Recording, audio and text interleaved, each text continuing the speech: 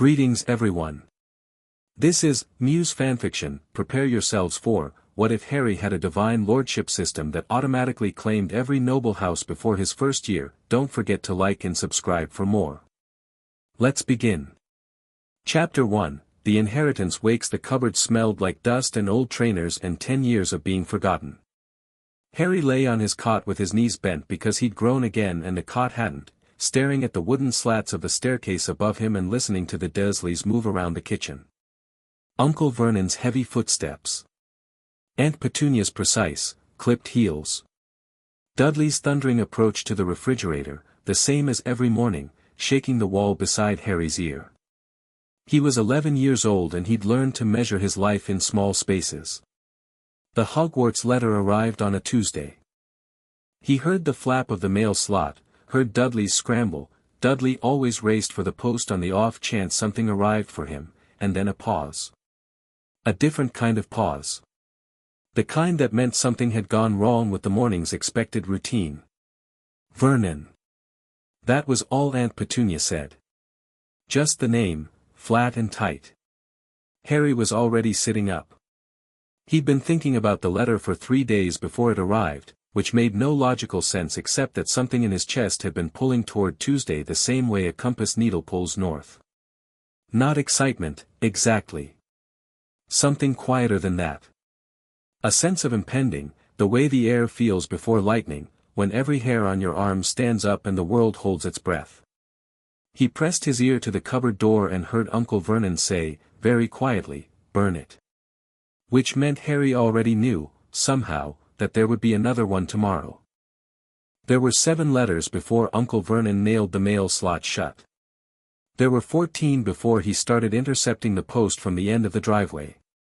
On the day 37 letters poured from the fireplace and 6 more squeezed under the front door and 1 arrived rolled into Dudley's cereal box. Vernon Dursley looked at his nephew across the kitchen table with the expression of a man watching the sea rise through his front window, and Harry looked back at him with the calm of a boy who had stopped being afraid of his uncle somewhere around the 4th day, though he couldn't have told you exactly why.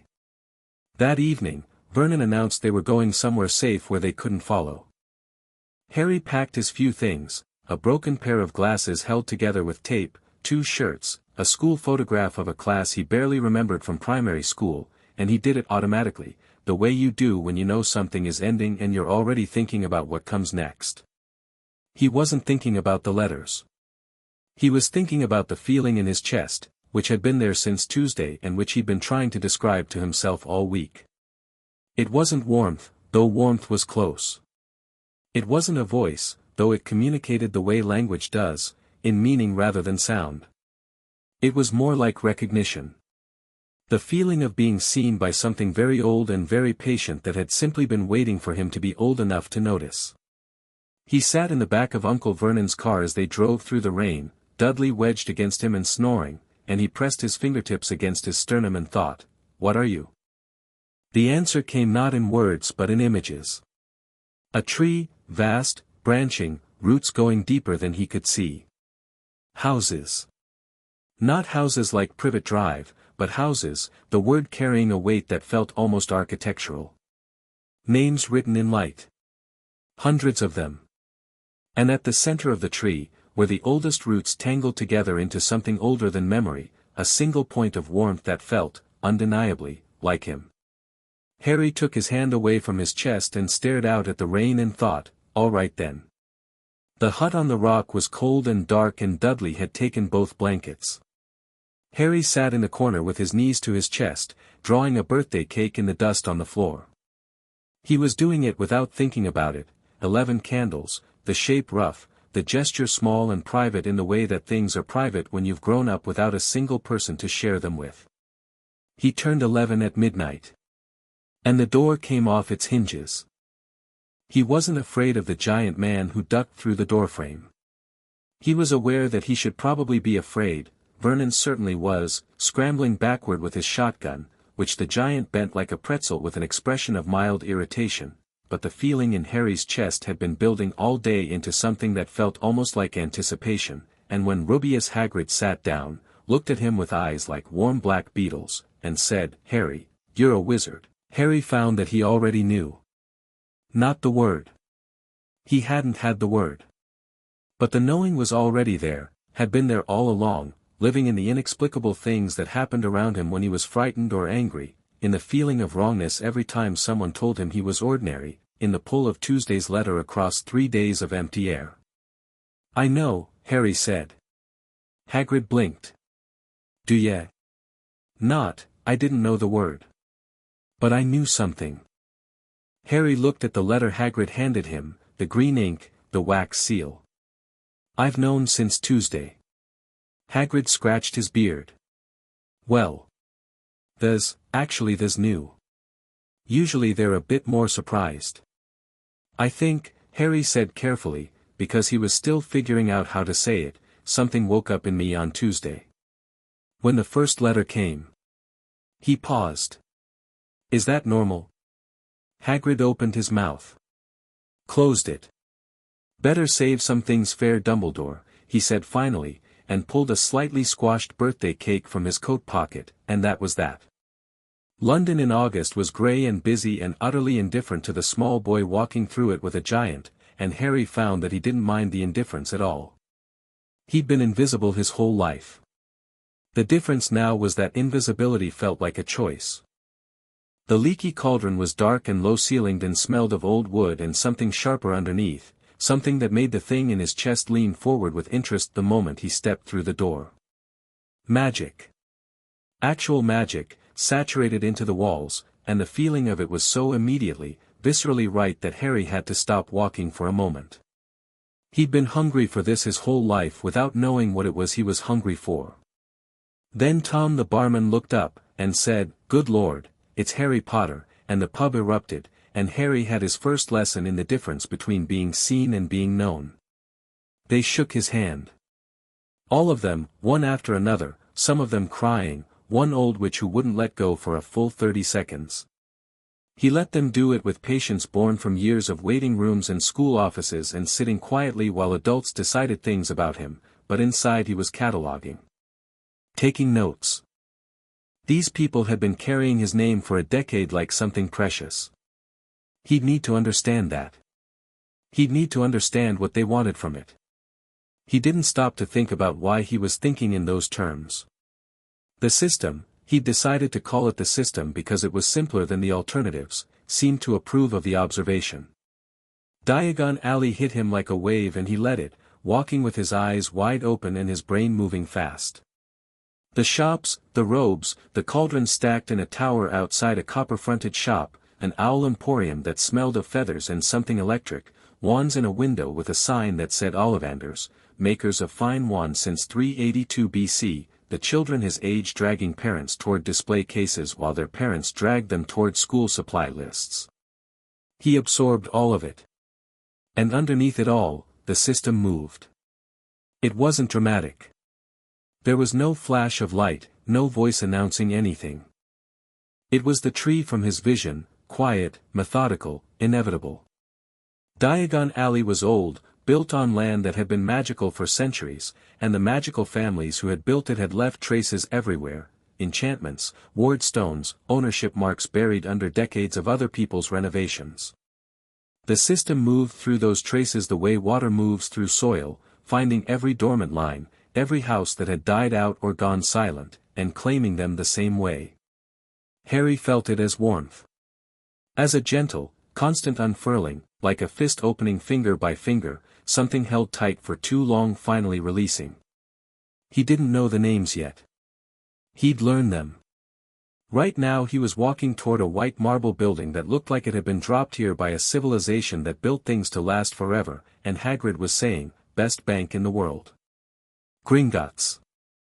Run by goblins," and the system was doing something specific and deliberate in Harry's chest that felt different from the ambient claiming of the alley. It felt like attention.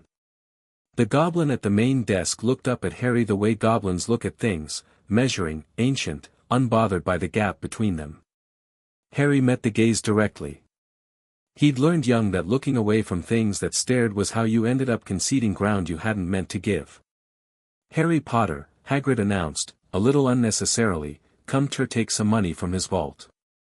And, he patted his coat, excavated a letter, there's this. From Professor Dumbledore.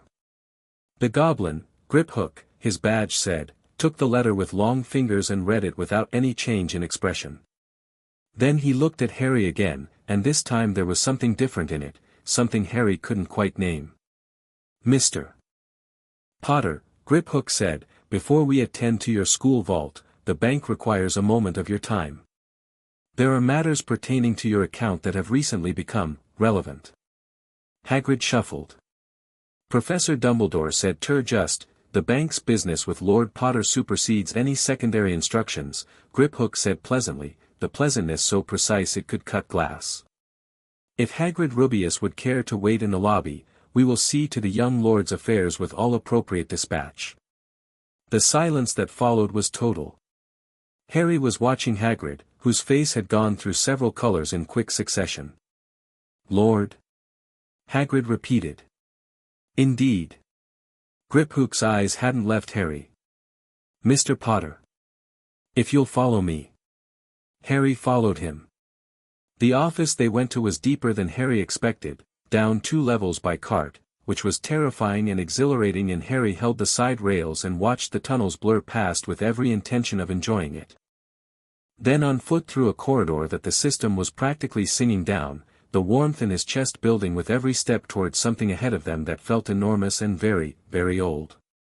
The office was lined in dark stone and lit by something that wasn't candles, exactly, the light was cooler, blue-white, the color of magic rendered visible. A goblin behind the desk was older than Griphook, with hands like knotted wood and eyes that had seen empires. Ragnarok, Griphook said. The Potter heir. Ragnarok looked at Harry for a long moment. Sit down, Mr. Potter, he said. His voice was like gravel run through a pipe. We have significant things to discuss. Harry sat. He was aware that he was 11 years old in a chair designed for someone with longer legs, and he was also aware that this was the kind of awareness you could either let diminish you or simply acknowledge and move past. He moved past it. On the 3rd of August, Ragnarok said, this bank registered an event unprecedented in our records going back to the 14th century. The claiming of 14 dormant noble houses in a single night. He paused. On the 4th of August, 7 more. He paused again. By the morning of the 7th, we had registered 31 total claims. All of them attached to a single magical signature. Yours. Harry said nothing. He was listening. The Goblin Nation has administered the accounts of the noble and most ancient houses for 6 centuries, Ragnarok said. We have contingencies for contested claims, for disputed inheritance, for everything the old families have thought to throw at us. We do not have a contingency for this. Something shifted in his ancient face. Which means we must ask you directly. How? I don't know exactly, Harry said. Something woke up in me when I got my Hogwarts letter. It's been claiming things, dormant things, nothing that had a living heir, every time I'm near something that's connected to an old line. He paused. I think it's been happening without my full control, but I don't think it's been happening without my nature. If that distinction means anything to you. Ragnarok was quiet for a moment. It does, he said finally. There is a theory among our eldest record keepers. Very old. That the magical lines of Britain were, in the age before the Statute of Secrecy, overseen by a sovereign, not a political king, but a magical one. An authority that the magic of the land itself recognized. It has been proposed that this authority was never truly extinguished. Only dormant. Harry thought about the tree from his vision. The roots going deeper than he could see. How many? Harry said. Ragnarok looked at him steadily. As of this morning. 37 noble houses. 6 most ancient houses. And one, he paused, as if choosing the word carefully, designation that we have no modern category for. The oldest entry in our records. Older than any current house. It simply says, the Lordship of Magic. The room was very quiet. Right, Harry said. You're taking this remarkably calmly, Ragnarok observed. I grew up in a cupboard, Harry said. I've found that the bigger something is, the calmer you have to be about it. For just a moment, something crossed Ragnarok's face that might, in a goblin, have been respect. There are immediate practical matters, Ragnarok said, and pulled out a ledger. The consolidated wealth of the claimed houses is considerable. Your existing Potter inheritance is moderate by the standards of the old families. The accumulated estates, however, he turned the ledger. The number had too many digits to parse at a glance. You are, as of this morning, the wealthiest individual in magical Britain.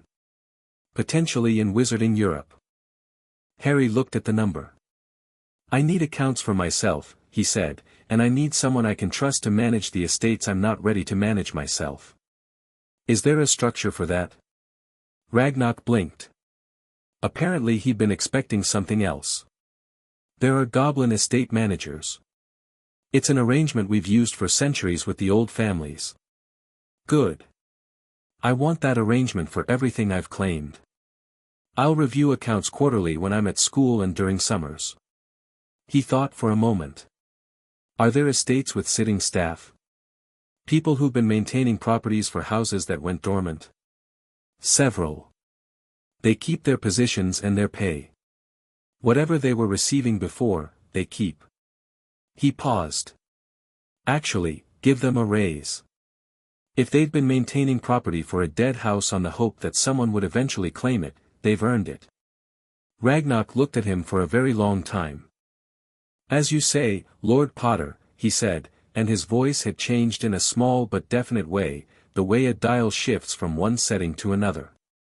We will prepare the formal documentation. It will require your signature, your magical signature, not just your name, on the master claim registry. Is now acceptable? Yes, Harry said. Let's do it now. The registry was a book. Not a dramatic book, old, plain, dark-covered, the size of a large ledger, but when Ragnarok placed it on the table and opened it to a page near the front that was somehow also near the back, the system surged in Harry's chest with more intensity than anything yet, a wave of warmth so strong his vision swam for half a second. The page was blank. Harry pressed his right hand flat against it without being told. The magic moved through him like warm water through a pipe, easy, immediate, utterly without resistance, because this was not a door he was forcing open but one that had been waiting for the right key. His signature appeared not in ink but in light, fading to something that looked like it had always been there. Below it, names began to appear. The houses. One by one, then in a cascade, name after name filling the page in silver script. Ancient names he didn't recognize. Names he half knew from things Hagrid had mentioned.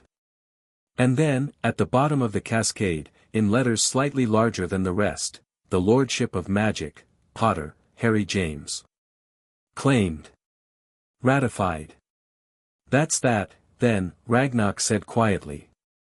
He sounded, of all things, relieved. The bank ratifies the claims. You are, legally and magically, Lord of all registered houses. He closed the ledger. Welcome to an office that has been empty for 400 years, Lord Potter. The magical world has no idea what is about to walk through its door. Harry thought about the 37 Hogwarts letters that had squeezed through every crack in the Dursley household. I know the feeling, he said. His school vault had more gold than he knew what to do with, which meant he had enough to not think about money, which meant he could think about everything else. He got his robes fitted by Madame Malkin, which was where he first encountered Draco Malfoy. He was a pale, sharp-featured boy who spoke the way people speak when they've been told their whole lives that they deserve to be heard. He talked about Quidditch teams and which families were worth knowing and how Muggleborns didn't really understand what they were getting into at Hogwarts. Harry let him talk. He watched the way Draco's eyes kept sliding to him, checking, calibrating, trying to place Harry in a hierarchy he'd memorized but hadn't yet applied. He was clearly waiting for Harry to be impressed. Or intimidated. Or grateful for the attention. Harry was measuring him the way the system measured bloodlines, quietly, thoroughly, without showing his hand. When Madame Malkin finished his left sleeve, Harry stepped down from the fitting stool. "I'm Harry," he said. "Draco. Draco Malfoy." The name dropped with the weight of custom. Harry shook his hand. "I'll see you at Hogwarts," he said, and walked out. He heard Draco say something behind him but didn't turn back. Ollivander's was different. The old wand-maker came out of the shadows between his shelves the way cats appear. You didn't see him arrive, he was simply there. His pale eyes were extraordinary, the kind of eyes that saw a great deal and told you nothing about what they were seeing. "I wondered," Ollivander said, "when I would see you." He paused. "I see all my customers eventually. But you I've been expecting with some." He paused again, tilting his head. "Mr. Potter. May I?" He raised his wand, not to cast but to feel, and the system in Harry's chest flared outward with such sudden intensity that Ollivander stumbled back a half step and his eyes went very wide. "Oh," the wand-maker said softly. "Oh, that is," he stopped. Collected himself. "How long?" "Since the 3rd of August, Harry said. Ollivanders looked at him the way someone looks at an equation they've been trying to solve for years and have suddenly, unexpectedly, found the answer to scrawled in a margin. "The wand chooses the wizard," he said, almost to himself. "But I wonder what chooses the wand when the wizard is." He stopped again, turned, and disappeared into the stacks. He came back with a box that was older than the others, the wood of it dark with age, the velvet lining inside a deep, worn red. "I've had this for a long time," Ollivander said quietly. "I made it myself, as a young man, following a dream I had about a holly tree struck by lightning. I've never been able to sell it. Every wizard I've tried it with has found something wrong, too powerful, too responsive, too much." He opened the box. "I suspect the issue was that it was waiting." Harry picked up the wand. The warmth in his chest and the warmth from the wand met each other and the room filled with something that was almost sound but wasn't, a resonance, like a chord struck on an instrument, felt in the sternum before it reaches the ears. A rush of gold sparks poured from the tip and pattered against the ceiling and drifted down like warm snow. "Holly and phoenix feather," Ollivander said. 11 inches. Supple." He watched the sparks fade. "The phoenix who gave this feather gave one other. The wand that gave you that scar, Mr. Potter." He looked at Harry steadily. "Curious that you should be destined for its sibling." "Maybe," Harry said, "it's less about destiny and more about balance." Ollivanders looked at him for a very long moment. "You're not what I expected," he said finally. "No," Harry agreed. "I don't think I am." He found the owl almost by accident.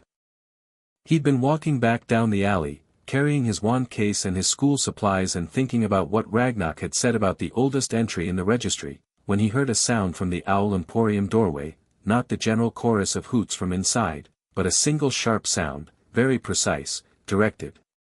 He stopped.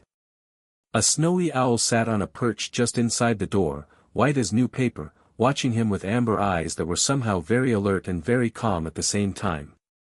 She made the sound again, not a hoot but something more conversational, the avian equivalent of "Well, are you going to stand there all day?" Harry went in and bought her before he'd even fully decided to. He named her Hedwig from a library book on the history of magical names that he'd found in the back of his school supply list. She rode on his shoulder all the way back to Hagrid, upright and dignified and occasionally making small comments about their direction that Harry found, somehow, entirely intelligible. He didn't examine this too closely. The train journey from King's Cross required a wall. Specifically, it required running at a wall between platforms 9 and 10, which Hagrid had told him about with the cheerful confidence of someone who had done it 1,000 times and had therefore forgotten that it was, on the face of it, insane. Harry stood in front of the barrier for exactly 4 seconds, watching families push through it as if it were made of smoke, watching the wall accept them and close behind them with the smoothness of something that had been doing this for decades. He felt the system reach out toward what was on the other side, magic dense and layered and enormous, a whole world compressed behind a brick partition. Then he walked through. The Hogwarts Express was scarlet and loud and smelled of steam and pastry from a cart further along the platform, and Harry stood at the edge of the crowd and breathed. This was real. It was actually, finally real. He found a compartment near the middle of the train and stowed his trunk and settled in with Hedwig's cage beside him, and he was watching the platform through the window when the compartment door opened and a round-faced boy looked in with the expression of someone who has been searching for something for a long time and has almost given up. "Sorry," the boy said. "Is it? Everywhere else is full." "Can I?" "Sit down," Harry said. The boy sat. He was slightly plump, with kind eyes and the energy of someone who expected to be told no and was perpetually surprised when they weren't. He had a small frog in his hands that he was very carefully not squeezing. "Neville," he said. "Neville Longbottom. Harry Potter." Neville looked up. He didn't scramble for Harry's hand or go pale or cry. He just blinked, recalibrated, and said, "Oh, right, sorry, Hagrid mentioned you'd be. I met Hagrid." "Are you nervous?" "I'm terrified. I've already lost my toad twice and we haven't even left yet." He looked at the frog.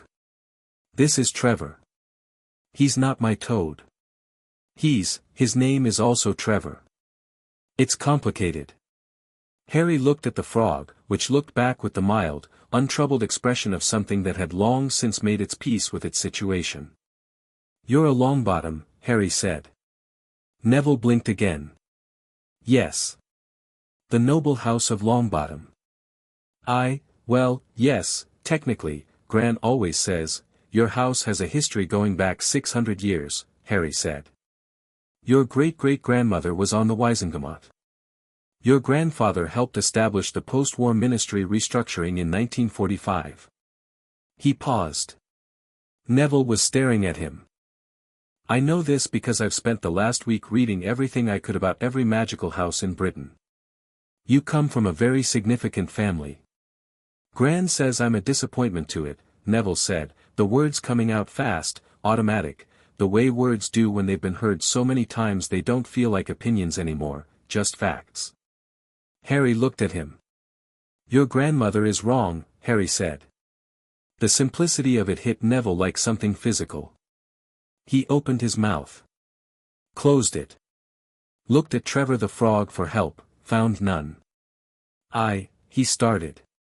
"My cousin threw me into a wall last month," Harry said.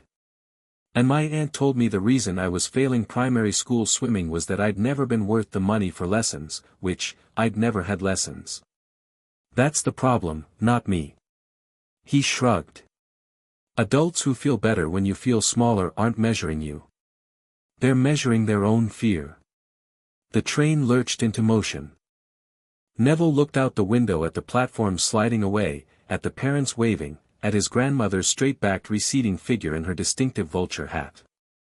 Then he looked back at Harry. Something had shifted in his face, not confidence yet, but the first possibility of it, the small change in posture that happens when someone says a true thing to you for the first time. "How do you know things like that?" Neville said. "About my family history. I told you. I've been reading."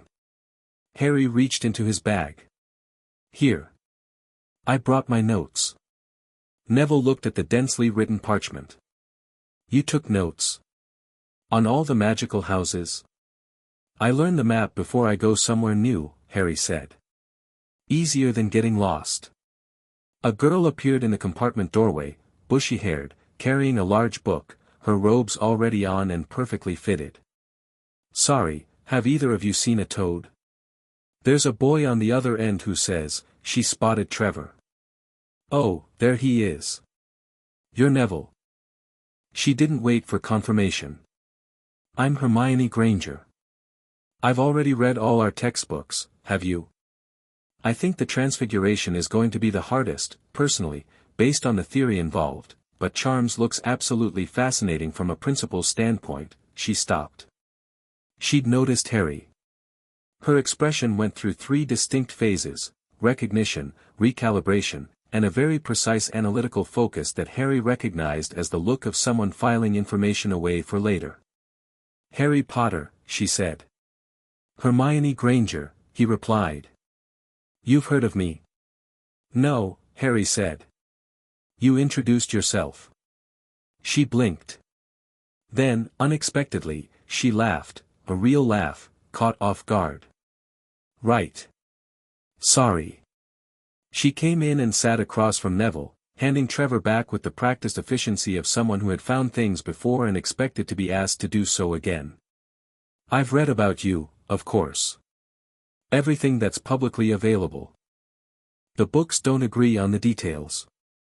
"Books rarely do about real people," Harry said. "No," Hermione said thoughtfully, "that's true." She looked at him with the kind of open assessment that most people dressed up in social niceties. She didn't bother. "You're not what I expected. Second person today to say that to me." "Who was the first?" "Ollivander." Her eyebrows went up. "He said that?" "He barely talks to anyone." She leaned forward slightly. "What's your wand?" "He told me mine was interesting, which I've been trying to parse ever since," Harry showed her. She pulled out a small, very organized notebook and wrote something down. Harry watched her do it without comment. She was, he thought, exactly the kind of person who either became an extraordinary ally or an extraordinary nuisance, and the difference between those outcomes was almost entirely about whether she found something worthy of her focus. He thought she probably had. "You've already done something magical," she said, not looking up from her notebook. "Something significant. In the last week." She glanced up. "You have the look." "What look?" "Like someone who found out something very large and decided not to be upset about it." Harry sat with that for a moment. "Yes," he said. "I've done something significant. Are you going to tell us?" He looked at Neville, who was watching him with that same quality of attention, quiet, patient, like someone who wasn't sure yet if he was allowed to want things but was testing the possibility. "Not yet," Harry said. "But soon." The countryside was sliding past the window now, grey-green and wide, the city falling away behind them. The trolley which arrived with her cart of sweets and Harry bought half of it without looking at the price, which made Neville's eyes go wide and made Hermione put down her notebook and take an interest in the chocolate frogs with the dedication of someone who hadn't expected to care about candy but had decided that caring about it was scientifically interesting. The card inside Hermione's frog was Dumbledore. She read the back with attention.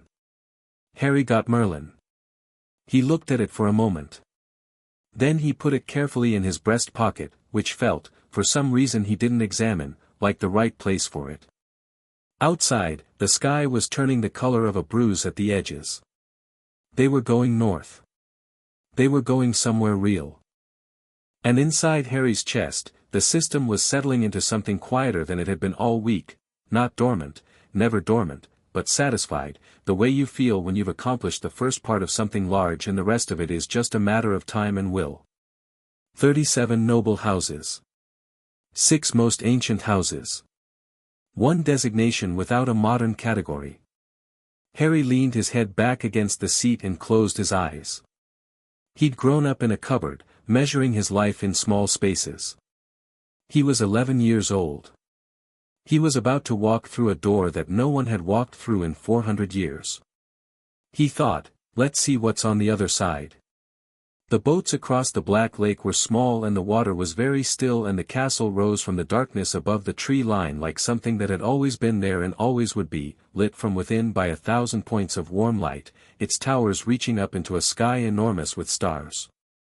Harry saw at the same time Neville did, and heard Neville's small sharp intake of breath, and felt something answering that breath in his own chest, not the system this time, just Harry, just an 11-year-old boy who had never had anything magnificent in his life looking at something magnificent for the first time.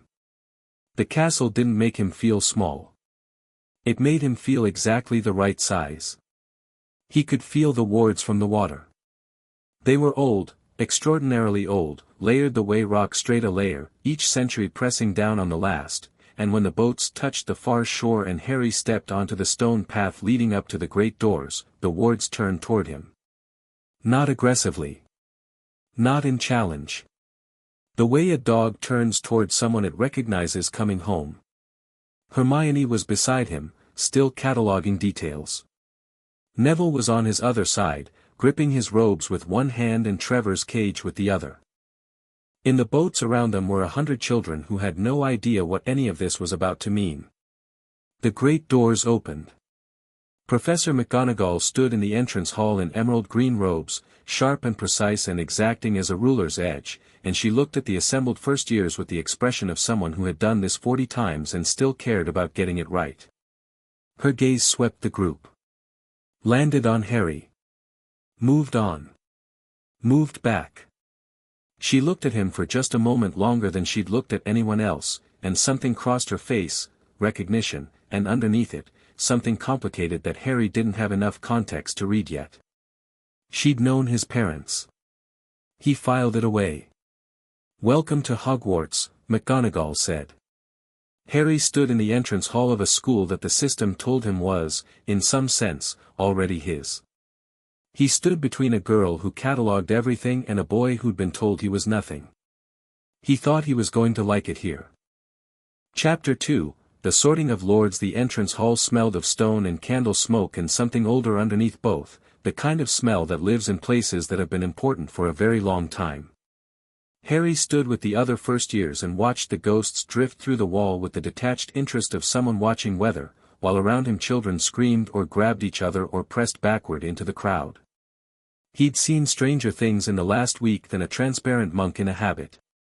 Nearly headless Nick made his appearance with theatrical flair, gliding along the edge of the group and nearly provoking Neville into dropping Trevor, and Harry steadied the cage with one hand without looking.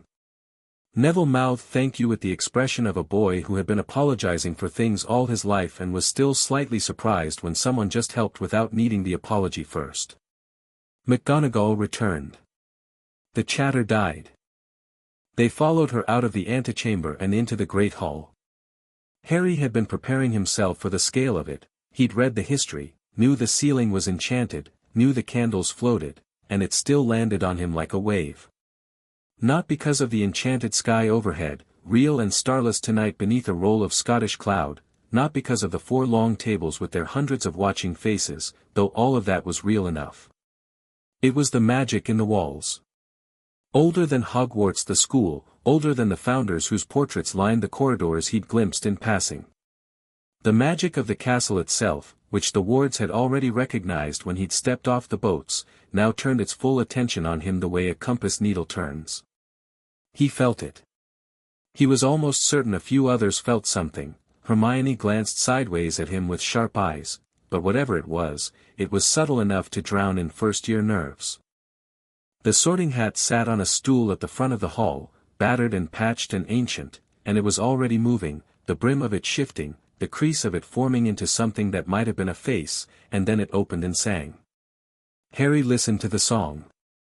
A hat that sorted on character, on the qualities that mattered most to what you'd become. He thought about that. He thought about who he was, what he'd been shaped into by 10 years of a cupboard and deliberate smallness, and what the last week had begun to pull out of him. He thought about the tree with its roots going deeper than sight. He was still thinking about it when McGonagall began calling names.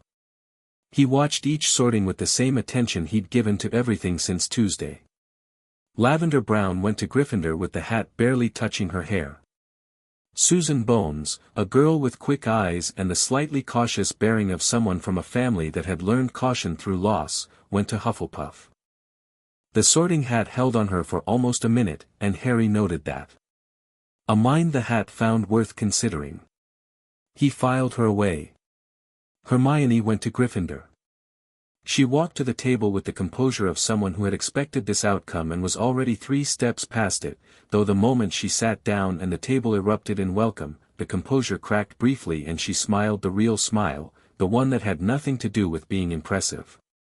Neville's name was called and Neville stood up with the air of a man walking to his own execution and walked to the stool as if each step required a separate decision. The hat dropped over his eyes. Harry watched. The hat sat for a long moment, longer than most, long enough that the hall had gone quiet with the specific cruelty of a crowd watching someone struggle. He saw Neville's hands on his knees, gripping the fabric of his robes. He saw the slight movement of Neville's lips, something whispered or thought very hard inside his own head. Gryffindor. The table welcomed him the same way it had welcomed everyone else. Neville stumbled off the stool and walked to the bench and sat down next to Hermione with the expression of someone who'd survived something they weren't sure they deserved to survive. Harry thought, he deserves it. He'll know that eventually. Potter, Harry. The hall changed. It wasn't dramatic on the outside, a few whispers, a craning of necks, the standard celebrity response, but Harry felt the shift anyway, the way the attention of hundreds of people all turning at once is a physical thing, like a change in wind direction. He walked to the stool with his hands loose at his sides and sat down, and the hat dropped over his eyes and the world outside went dark. Well, said a voice, directly into his mind, and it was old and dry and layered with the personalities of 1,000 children it had sorted over a millennium. I've been looking forward to this. Have you? Harry said. Every few generations, the hat said, settling in as if making itself comfortable, I put a hat on a head and I find something I haven't encountered before. Something that requires me to recalibrate. A pause. The last time was Albus Dumbledore. Before him, a young man called Peveril, which ought to mean something to you. Before him, Merlin himself, though the school was different then and I was considerably newer. Merlin's card is in my pocket, Harry said. I noticed, the hat said, with something that might have been dry humor. You are aware, aren't you, of what you are? I'm starting to understand it. Good. Because what you are is significant. The magic of this school knows you. You felt it at the door. The wards run deeper than the founders knew, they were built on something older, and that something older has been waiting for the correct landlord to come home. Another pause. You could, technically, renegotiate the wards while sitting in this hall right now and nobody would stop you. I'm not going to do that. No, I know. That's the interesting part. You're not afraid of the power. You're just selective about using it. The hat seemed to be thinking, though thinking was probably not the right word for whatever it did. Now. Where to put you? Gryffindor wants you for the courage, and there is courage in you, genuine courage, not the performed kind, not the kind that needs an audience. Ravenclaw wants you for the mind, you read everything you could find in a week and took notes and built a map before you arrived, which is exactly what they prize. Slytherin, no, Harry said. Not because of what Slytherin represents, the hat said carefully, but because you've already decided, which is itself interesting. Most children who say no to Slytherin are afraid of it. You're not afraid of it. You simply know it's not where you need to be. Where I need to be is where the people I've already chosen are, Harry said. Yes, the hat said.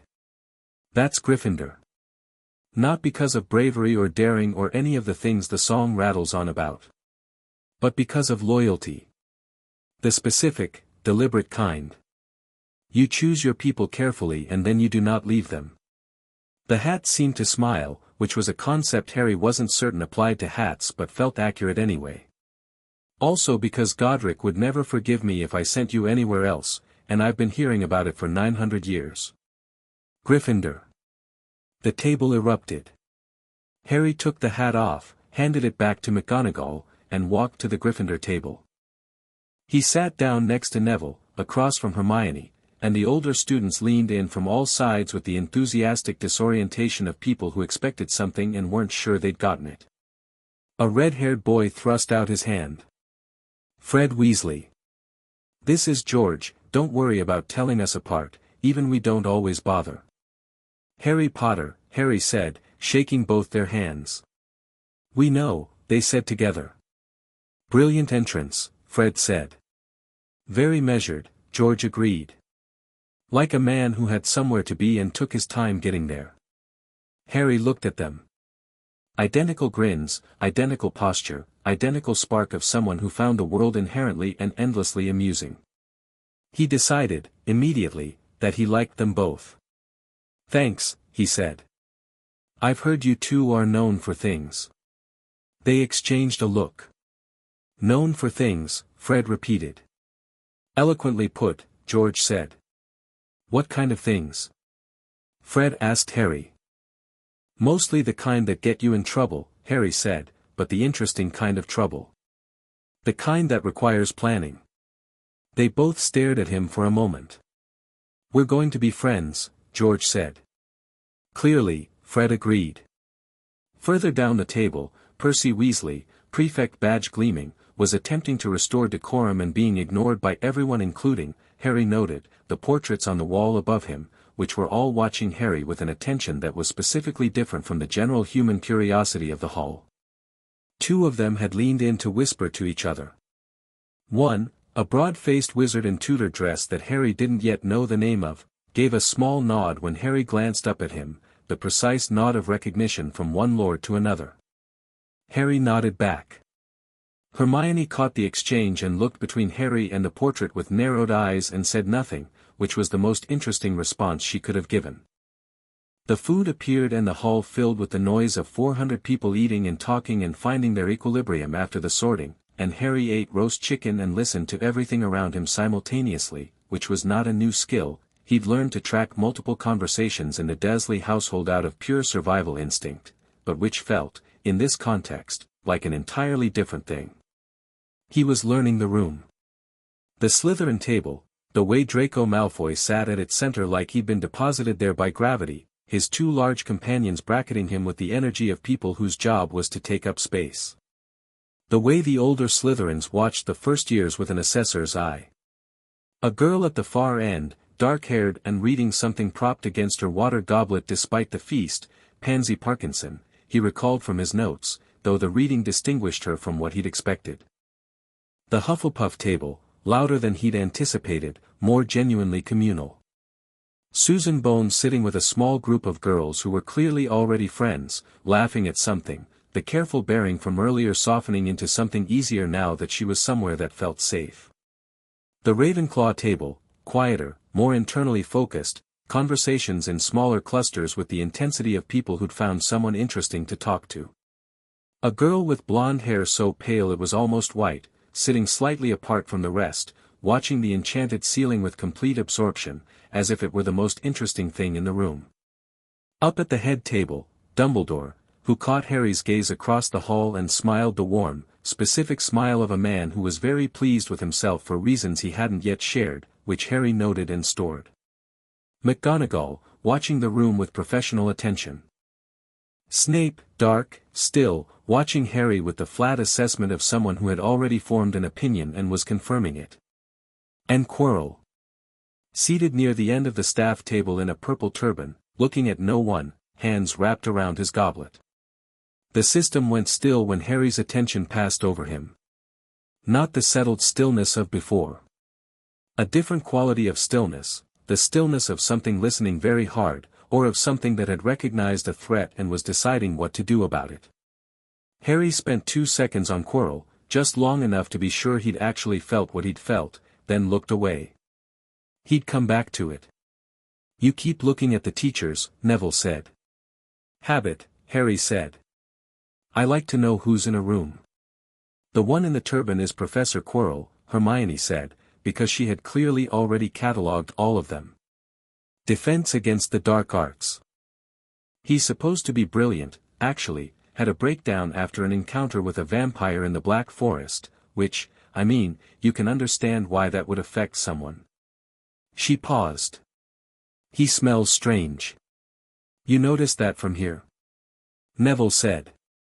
"Strong smells travel," Hermione said crisply. Harry said nothing. But he agreed with her on the smell. He'd caught it too, coming through the entrance hall. Not the garlic that everyone apparently attributed to Quirrell's eccentricities. Something underneath it. Something that the system had noticed before his conscious mind had caught up. He ate his dinner and talked to Fred and George about Quidditch, which he knew little about but absorbed quickly, and let Neville explain the rules to Hermione, who listened with the focus of someone taking an exam, and by the time the pudding appeared Harry felt the outline of something that he thought might eventually be a life. He hadn't had one of those before. The dormitory was warm and the beds had curtains and his trunk sat at the foot of his four-poster with Hedwig's cage on the stand beside it, and Harry lay in the dark listening to the breathing of 4 other boys settle into sleep, and he thought. He thought about Quirrell's stillness. About the way the system had gone quiet and listening, the way it did when it encountered something significant, not claiming, not reaching, just attending. He'd learned the difference between the system's curiosity and the system's caution in the last week. This had been the second kind. He thought about Dumbledore's smile. The warm, grandfatherly presentation of it, and what lived underneath. He'd read enough about Dumbledore to have a shape of the man, extraordinary, genuinely kind, and absolutely convinced that he knew which moves needed making on a board he'd been playing for a century. Men like that were not villains. They were something more complicated. They were people who'd learned to see the big picture so clearly they sometimes forgot the individuals inside it. Harry was fairly certain he was an individual in Dumbledore's picture. He was fairly certain Dumbledore's picture didn't have room for what Harry had actually become. He'd need to navigate that carefully. Not because he was afraid of Dumbledore, he wasn't, he found when he actually reached for the feeling, any more than he'd been afraid of Ragnarok or the Sorting Hat or any of the enormous things he'd encountered in the last week. But because Dumbledore was someone worth working with rather than against, and that distinction required patience. He fell asleep thinking about it and dreamed of the tree, the roots, the names in silver light. The first morning of classes arrived at breakfast in the form of McGonagall, who moved through the hall distributing timetables with the efficiency of someone who had done this so many times it had become muscle memory. She paused when she reached Harry. He looked up at her. She was looking at him with that same complicated expression from last night, recognition, and underneath it something that wasn't quite grief but was adjacent to it. "Potter," she said. "Professor McGonagall," he said. "Your first class is Transfiguration. With me." She placed his timetable in front of him. "I expect punctuality." "I'll be there," Harry said. She started to turn away, then stopped. Turned back. "Your mother," she said, "had a gift for transfiguration. Among other things." She paused. "I taught her." Harry held her gaze. "I know," he said quietly. "I read about her." Something shifted in McGonagall's face, something quick and sharp and then controlled again with the precision of long practice. "Good," she said. "Then you know she was exceptional." She held the word for just a moment. "The timetable is self-explanatory.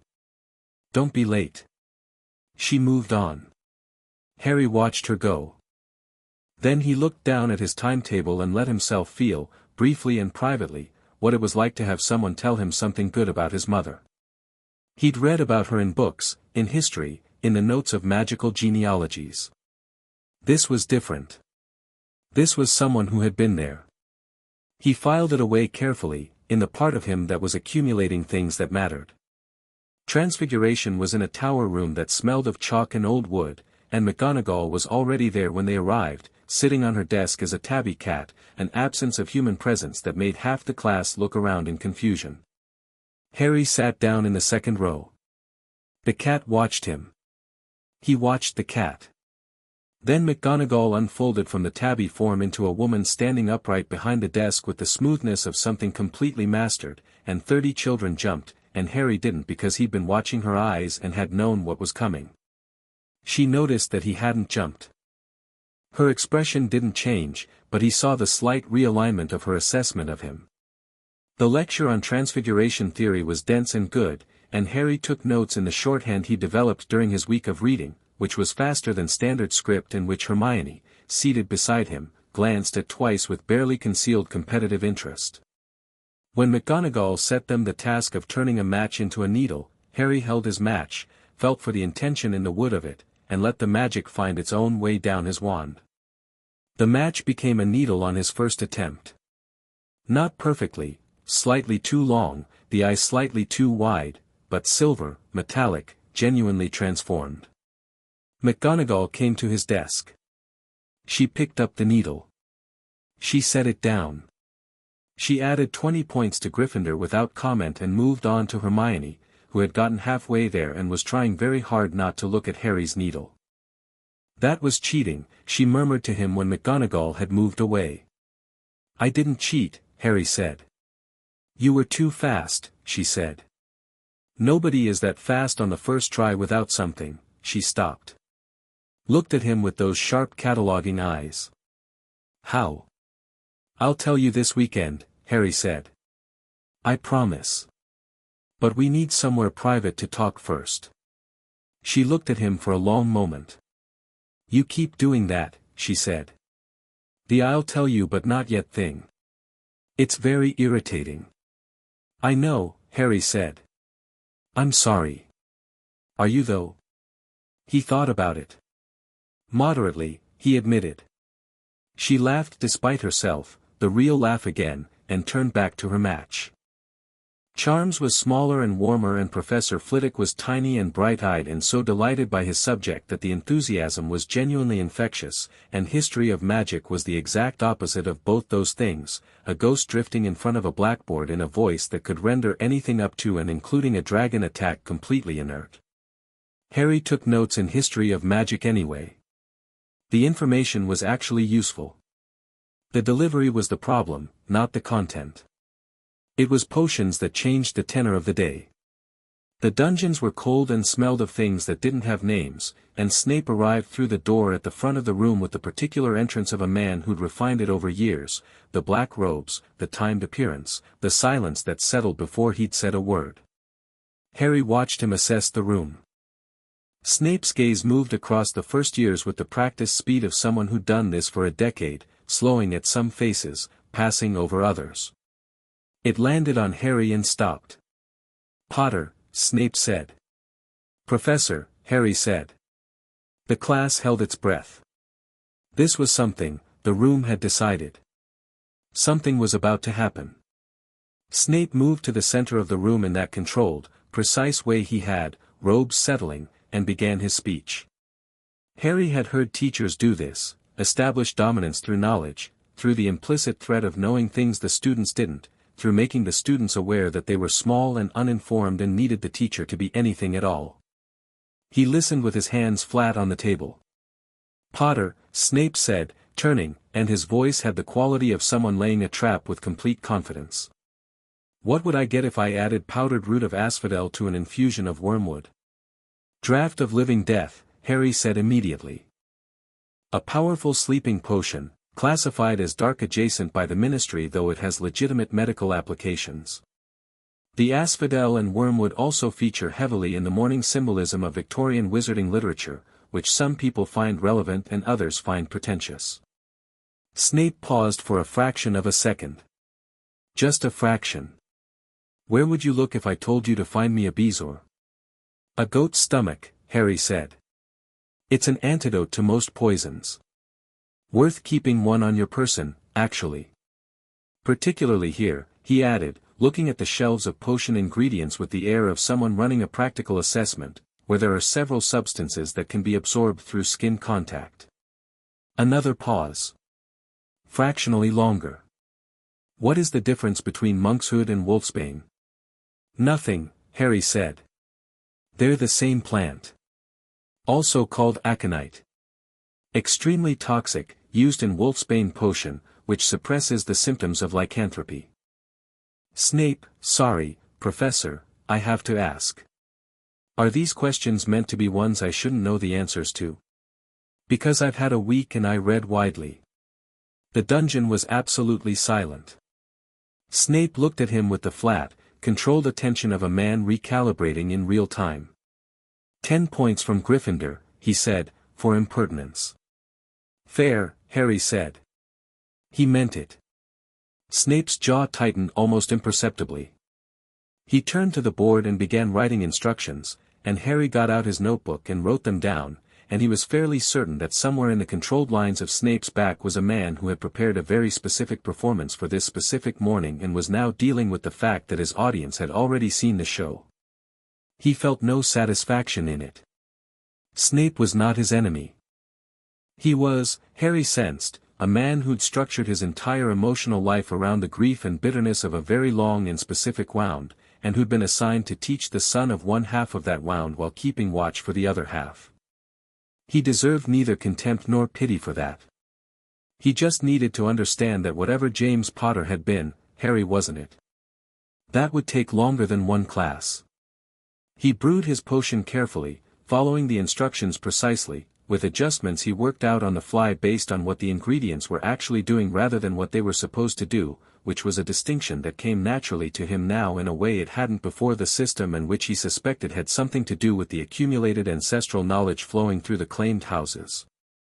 He'd inherited from a lot of brewers, it seemed. The potion came out exactly right. Snape looked at it. He added no points. He moved on. Harry noted this, not with resentment but with understanding. The points weren't coming today. That was all right. They'd come eventually, or they wouldn't, and either way it didn't change what he knew. Neville melted his second cauldron. He sat looking at the spreading puddle of what had been a potion on the dungeon floor with the expression of a boy confirming something he'd feared, and Snape's assessment, "Longbottom, I see no difference between you and a squib," landed in the room with the precision of a blade thrown at close range. Harry had already stood up before he'd fully decided to. Actually, he said, the potion melted the cauldron because Neville was adding heat too quickly for the flux weed to stabilize. That's a technique issue, not a talent issue. If you'd shown him the correct temperature gradient at the start, he looked at Snape. "Professor." With respect. The last two words were genuine. He wasn't performing respect. He was acknowledging that Snape was a teacher in his classroom and that the relationship deserved acknowledgement even when the behavior didn't. Snape looked at him for a long, flat moment. "Another 10 points from Gryffindor," he said, "for speaking out of turn." "Yes, Professor," Harry said, and sat back down. He looked at Neville. Neville was staring at the puddle on the floor, but his hands had stopped shaking, and when he looked up and found Harry looking at him, something in his face did what it had done on the train, that small, specific shift toward a thing he wasn't sure he was allowed to feel yet. Harry gave him a nod. The smallest nod. The kind that says you're all right. Neville straightened slightly. Began cleaning up the spilled potion with more composure than he'd started with. Hermione, on Harry's other side, wrote something in the margin of her notes and slid the parchment over. "You just lost 20 points for Gryffindor." He wrote back, "Neville's worth 20 points." She looked at it. He watched her try to frame a logical argument against it and fail. She wrote, "That's not a very efficient way to think about house points." He wrote, "No. It's a very efficient way to think about people." She read it twice. Then she drew a small line under it, the kind of line you draw when something goes in the permanent column, and went back to her notes. Saturday arrived with the kind of October blue sky that only exists in Scotland, cold and absolute, and Harry found the right space for a private conversation in the way that things appeared now when he needed them, not through any magic he'd directed, just through the castle's ambient helpfulness, which he was beginning to understand was its baseline relationship with him. A small room behind the portrait of a sleeping wizard on the 3rd floor, warm and furnished with 3 armchairs and a fireplace that lit when they came in. Harry sat in one, Hermione and Neville in the others, and Hedwig sat on the back of Harry's chair and pretended to be asleep. "Right," Harry said. "I'll tell you what I told you I'd tell you." He told them everything. He told them about Tuesday and the pull of the letter. He told them about the feeling in his chest and what it communicated.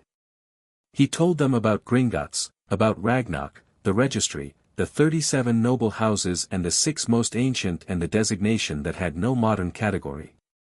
Neville went very still halfway through and stayed still. Hermione took notes. "The Lordship of Magic," she said when he'd finished. I've read about this. In magical theory and in a supplementary text my parents found for me over the summer. It's considered historical mythology, not fact. The idea that there was once a supreme magical sovereign over Britain, recognized by the magic of the land itself. She looked at him. Most scholars think it ended during the interregnum. 17th century.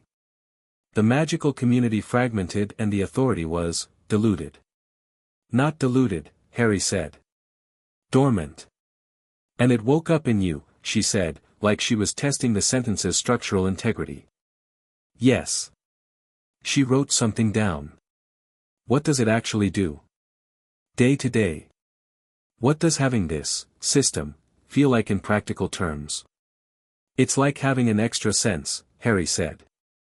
One that's calibrated for magical heritage and ownership and structure. I can feel old magic. I can feel what's connected to what. I learn spellwork faster, not instantly, but faster, because I think I'm drawing on accumulated knowledge from a lot of old lines. He paused. And I can feel things that are wrong. Or things that are significant. In a specific way. Like what? Hermione said. Like Quirrell, Harry said. The firelight moved. Neville, who had been quiet throughout, said, "What about Quirrell?" "I don't know exactly," Harry said. "But when I put my attention on him, the system goes very still and very alert. Not claiming. Not recognizing. Just watching. Whatever Quirrell has around him or inside him or attached to him, it's old and it's dark and it's aware." Hermione put down her quill. "That's a very concerning thing to say about a professor," she said. "Yes," Harry agreed. "I know. Are you going to tell Dumbledore?" Harry thought about Dumbledore's smile in the Great Hall. The warmth of it and the management underneath. "I'll watch Quirrell first," he said. "I don't want to hand Dumbledore something he'll put in his own plan. I want to understand it myself." Hermione looked at him steadily. "That's either very smart or very dangerous." "Probably both," Harry said. "Those aren't mutually exclusive," Neville said quietly. They both looked at him. He'd been so still and quiet since the middle of Harry's explanation that Harry had been watching him, waiting for the moment when it resolved into whatever it was going to be. "What are you thinking?" Harry asked him. Neville looked at his hands. "The House of Longbottom," he said. "You said it's in the registry. That you claimed it." He looked up. "What does that mean? For me?" This was the question Harry had been expecting and the one he'd thought about most carefully, because the answer mattered and the way he gave it mattered more. "It means your house acknowledged me as the sovereign authority," Harry said. "Which is, historical and legal and magical. But it doesn't touch your inheritance. You are the Longbottom heir. That doesn't change. What it changes is," he paused, finding the right words. "Think of it like a country recognizing a king. The families inside that country keep their lands, their titles, their autonomy. The king isn't their owner. He's there." He stopped. "Anchor," Hermione said quietly. "Anchor," Harry agreed. "I'm not claiming you, Neville. I'm claiming the house. You're the house. You understand the difference?" Neville was quiet for a moment. Then, "Gran is going to lose her mind." "Probably," Harry said. "She's going to come here and interrogate you." "I expect so." "She's very," Neville searched for the word. "Formidable." "I've dealt with formidable people this week," Harry said. "I'll manage." Neville looked at him for a long moment. There was something working itself out behind his eyes, something that had to do with 10 years of being told he was a disappointment, and a week's worth of someone treating him like he was worth noticing. It wasn't resolved yet. It was too big to resolve quickly. But it was moving in the right direction. "All right," Neville said. He straightened slightly in his armchair, something unconscious and definitive, the posture of a boy making a decision about himself. "All right. So what do we do about Quirrell?" Harry looked at both of them. He'd picked his people carefully, he'd told the Sorting Hat. And sitting here in firelight, in a room the castle had given them, with a girl who catalogued everything and a boy who was just beginning to understand he was worth cataloguing, he thought he'd picked correctly. First, he said, we learn everything we can from what's available to us. Books, observation, any access I can get through the registry to records that might explain what I'm sensing. He met their eyes. And second, we keep this between us for now. The three of us. Nobody else. Agreed, Hermione said. Agreed, Neville said. Hedwig opened one amber, looked at all three of them with sovereign disdain, and went back to sleep. Right, Harry said. Then let's start with the library. The fire crackled. Outside, the Scottish sky was going gold at the edges as the afternoon aged. Somewhere in the castle above them, the portraits were talking to each other in their slow, considered way, and in the dungeons below, something that wore the shape of a frightened professor was attending to its own purposes in the dark. And in a registry book in a goblin bank in London, 37 names glowed in silver light beside one that was older than all of them. Harry stood up. He was 11 years old and the castle's magic moved around him like water around a stone in a river, naturally, inevitably, as if he were simply part of the current's intended course. He had a great deal to do. He'd start with the library. Chapter 3, The Weight of Crowns. The owls arrived on a Wednesday. Not one or two, 17, a parliament of them descending on the Gryffindor table at breakfast with the coordinated chaos of a military operation, scattering pumpkin juice and toast points and causing a third-year girl to fall off the bench entirely. Hedwig arrived last, as if punctuating something, and dropped her letter precisely in front of Harry's plate before fixing the other 16 owls with an expression of absolute contempt for their lack of discipline. Harry looked at the pile. Hermione, across the table, looked at the pile. Neville, beside him, quietly moved his orange juice out of range. That's a lot of letters, Neville said. Yes, Harry agreed. He picked up the first one. Heavy cream parchment, a wax seal he recognized from his reading, the crossed wands of the Wizengamot. He set it aside. The next, Ministry of Magic letterhead, very official, the kind of font that meant someone had spent time making it look important. He set that aside too. A third from Gringotts, that one he opened, because Ragnarok didn't waste parchment. Lord Potter, enclosed please find the quarterly summary of your consolidated estates. 7 properties have been opened following your authorization.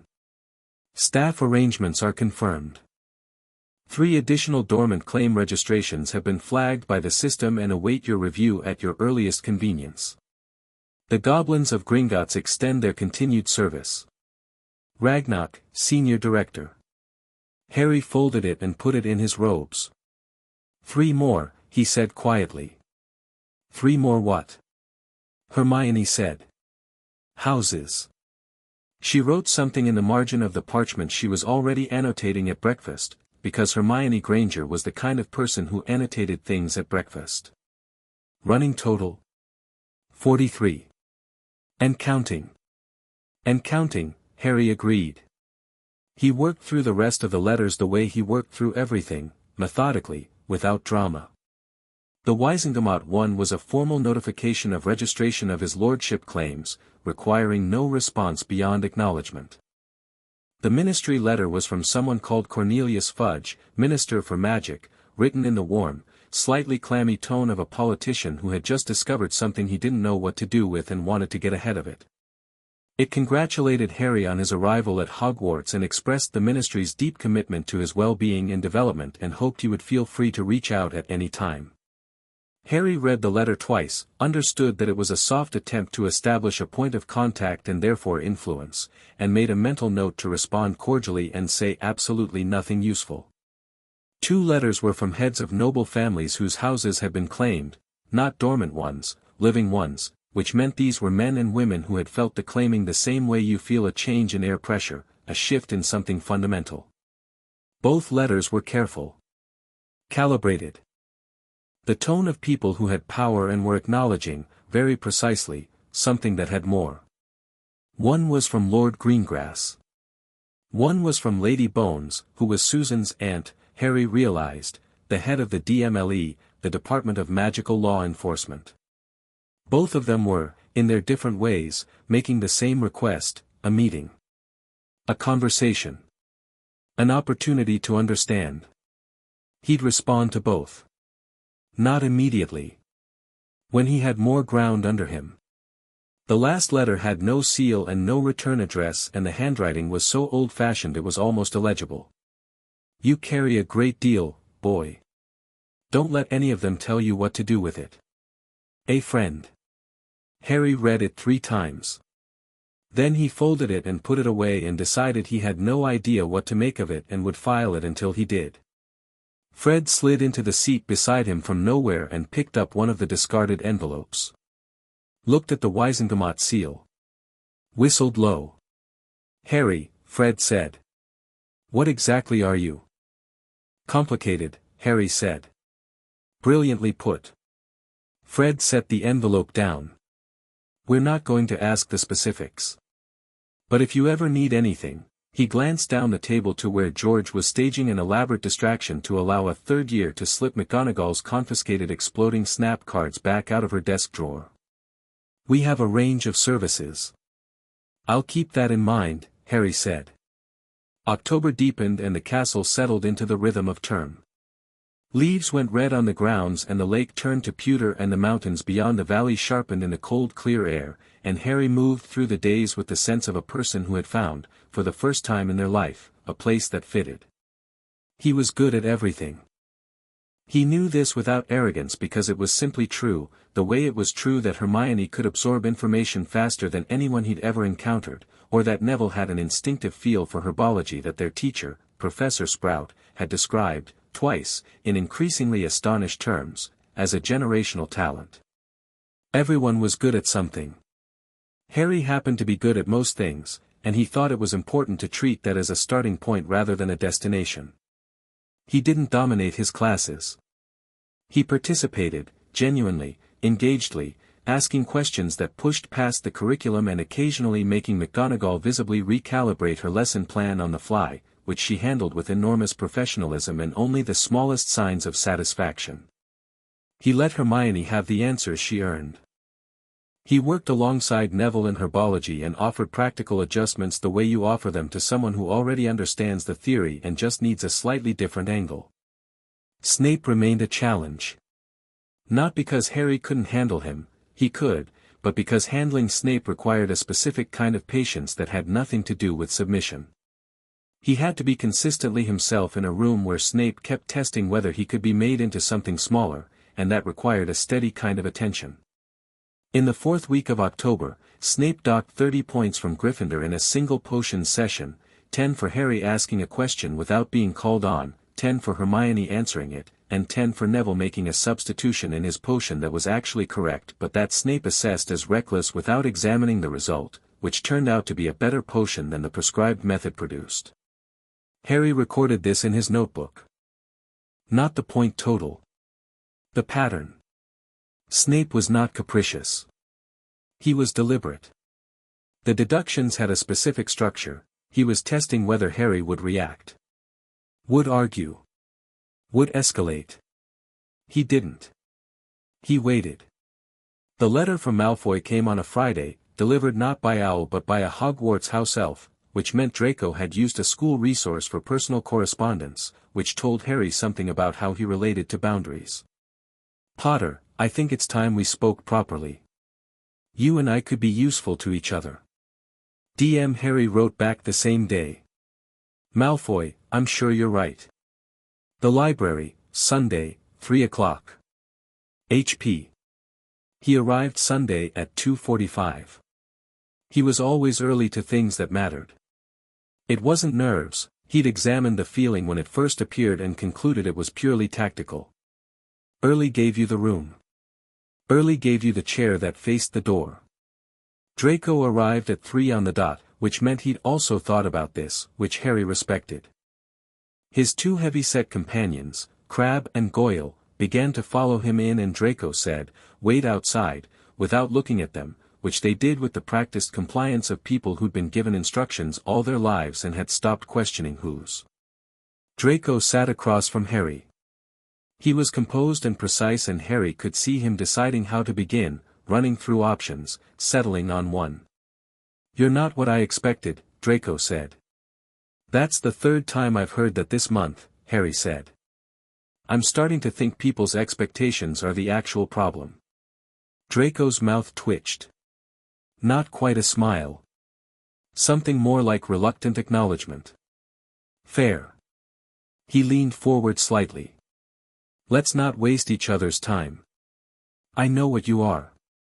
What you've done. My father had a letter from Gringotts. They notified all the houses, apparently, when a lord of your designation is confirmed. He's been in a state since September." "I imagine," Harry said. "He wants to meet you." "I know." His letter arrived Wednesday. Harry watched Draco absorb that, the implication that he wasn't the first to bring this to Harry, that Lucius had gone direct rather than through his son. He saw the small flicker of something in Draco's face. Something complicated that had to do with fathers and expectations and who got what kind of information. "I haven't decided yet whether to agree." "He can be useful," Draco said. "He has significant ministry influence." I know what your father has," Harry said. "I've read the public record and I've had Gringotts brief me on the estates and holdings of every house I'm lord of, including the ones connected to the Malfoy network." He paused. "What I want to understand is what you want from this conversation. Not what your father wants. Not what you think the right move is politically. What you actually want." Draco went still in the way people go still when they've been asked something they weren't prepared for. The library ticked quietly around them. Madame Pants moved between stacks in the distance, audible only as footsteps and the soft percussion of books being returned. Draco started. Stopped. The careful composure worked against him here because he'd built it for the wrong kind of room. "I want to be on the right side of this," he said finally. "Whatever this becomes." "I'm not," he stopped again. Something moved across his face that Harry thought was probably the realest thing Draco Malfoy had allowed in public for a long time. "My father has a very specific idea of what the world should look like. I grew up in that idea. But your arrival doesn't fit it. Nothing about you fits it.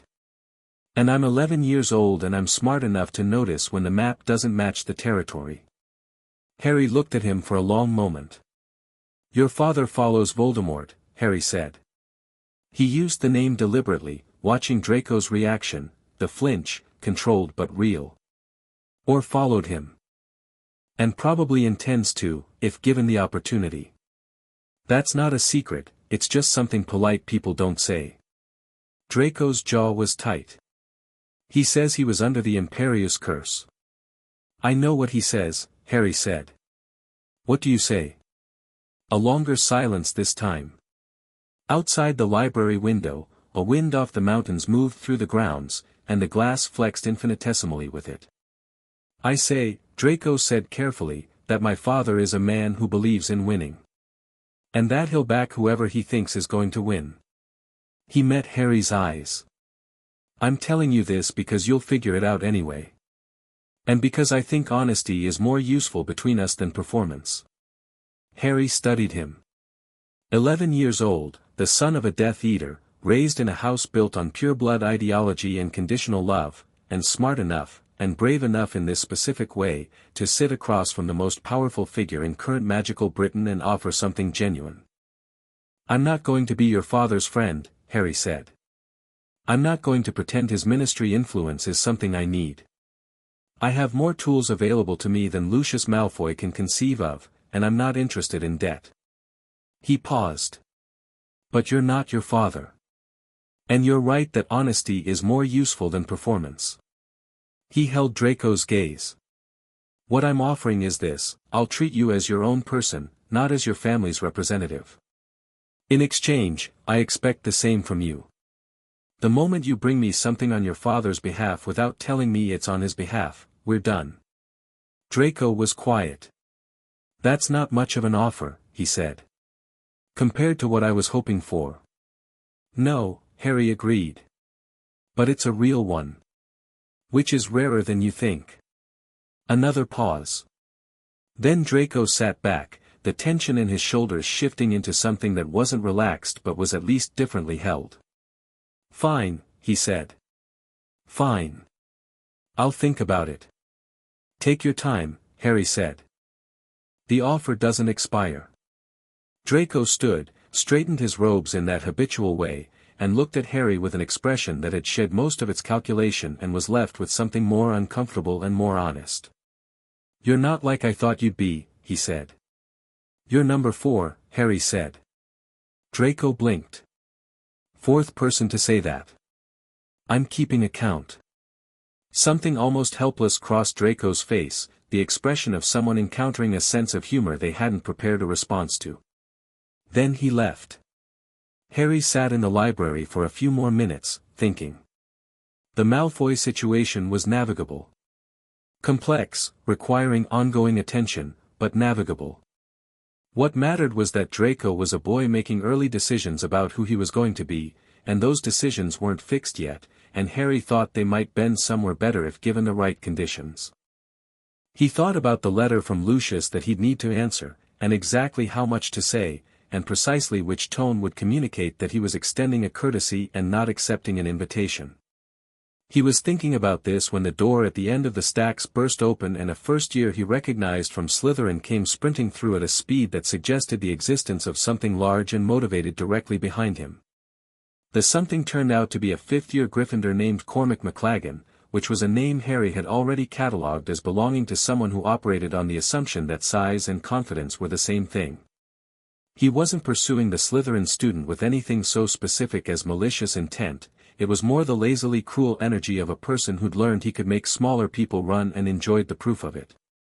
Harry stepped into the aisle. McLaggen pulled up short. He was a head taller than Harry and about 50 pounds heavier, and he had the look of someone to whom obstacles were simply things that hadn't gotten out of the way yet. First year, McLaggen said, with the inflection that meant move. Cormac McLaggen, Harry said pleasantly. Fifth year, Gryffindor, beater on the reserve team last year, pending for first team this year.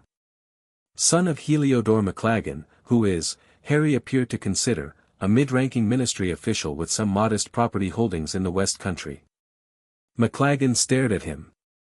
The McLaggen family, Harry continued in the same pleasant tone, is not a noble house. You have no hereditary magical claims and no seats in any governing body. Which means the primary thing you have going for you is size and habit.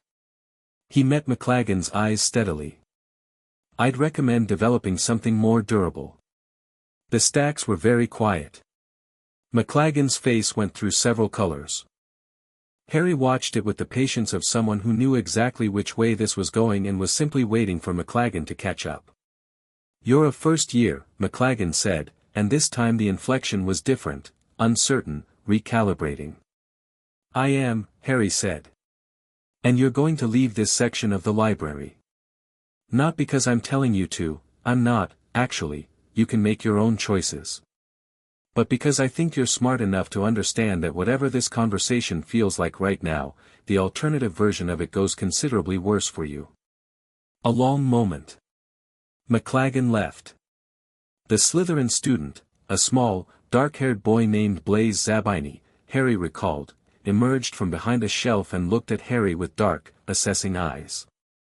Thank you, he said. He said it without performance, which Harry appreciated. Don't mention it, Harry said.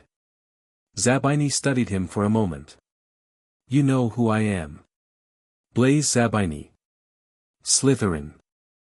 Your family history is interesting, your mother has been widowed 6 times and the estate is, considerably substantial, yes, Zabini said, and there was something dry and self-aware in it that Harry found immediately more interesting than what he'd expected from a Slytherin first year.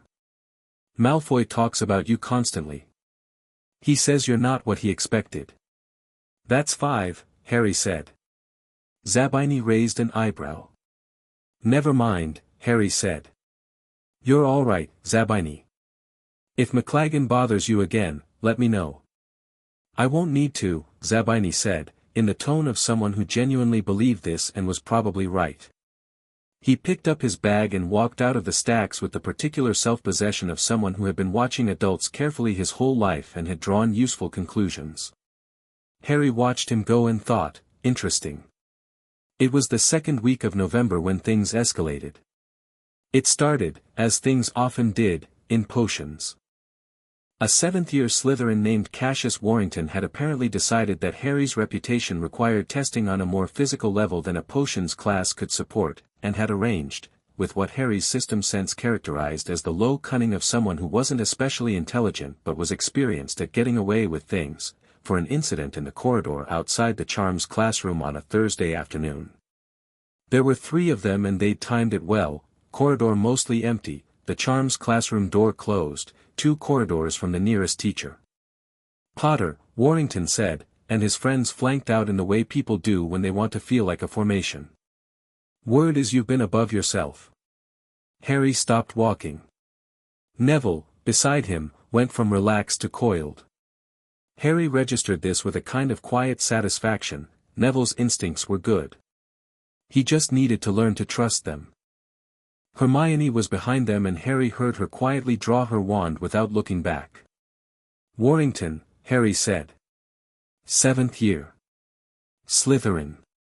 You play chaser on the house team, you're going to fail your potions newt based on your current grade trajectory, and your family has a fairly small estate in Cornwall that's been in financial difficulty since your grandfather made some regrettable investment decisions in the 70s. He paused. Also you have a tell when you're about to go for your wand, your left shoulder drops first. Warrington's left shoulder dropped. Harry already had his wand out. The spell he cast was technically a first-year immobilization, the Petrificus Totalis that Flitwick had introduced 3 weeks ago, but Harry cast it with the precise weight of someone who had been practicing daily and who had, woven into his magical instincts, the accumulated refinement of 43 noble bloodlines worth of dueling history. It hit Warrington's 2 companions simultaneously and they went rigid and toppled like cut timber, one after the other. Warrington got his wand up in time to cast something that fizzed wide and singed the stonework. Harry sidestepped it without urgency. You're a 7th year, Harry said, and he kept his voice even, conversational, not unkind. You should be considerably better than that. Warrington stared at him. He had the look of someone who'd thrown a punch at a wall and found the wall wasn't where it used to be. This is going to go one of 2 ways, Harry said. You can escalate, in which case you're going to find out why that's a bad idea, and then you're going to have to explain to Professor Snape why 2 7th years are stiff on the corridor floor. Or you can help your friends up and we don't have to do this. He held Warrington's gaze. I don't want to hurt you.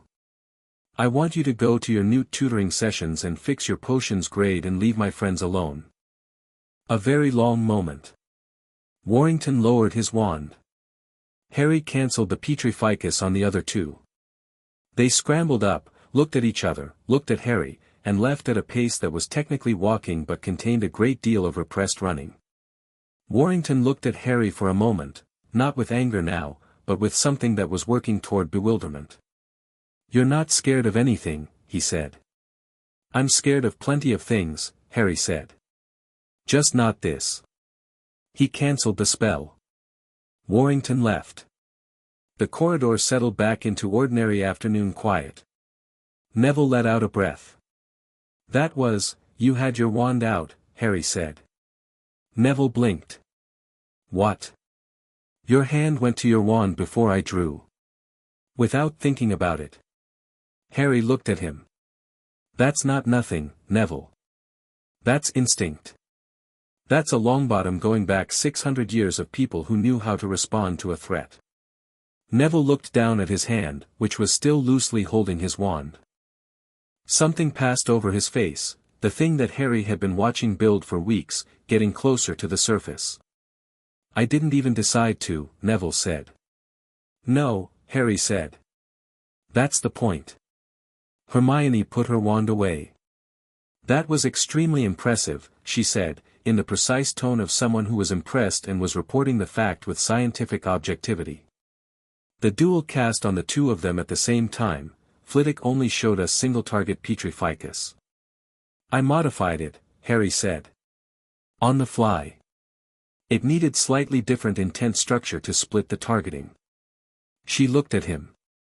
You modified a spell in the middle of a confrontation. It was a short confrontation. Harry. Her voice was doing the thing it did when she was genuinely awed and was trying to decide whether to admit it. That's advanced spell work. That's not first year. No, Harry said. It's not. He said it simply and without qualification, and walked toward the charms classroom, and after a moment they fell in beside him. The estate arrived in a dream the same night. Not a dream, exactly. He'd noticed the system communicated differently when he was asleep, clearer, more visual, less filtered through conscious resistance. He found himself standing in a courtyard of grey stone under a sky the color of deep water, a building rising around him in the architecture of the 14th century, all towers and narrow windows and a central hall that he knew with the certainty of the system was the seat of the House of Peveril. The oldest entry in the registry. Older than any current house. He'd known it was real. He hadn't known it was this real, a place with physical coordinates, actual walls, an actual courtyard under actual stars.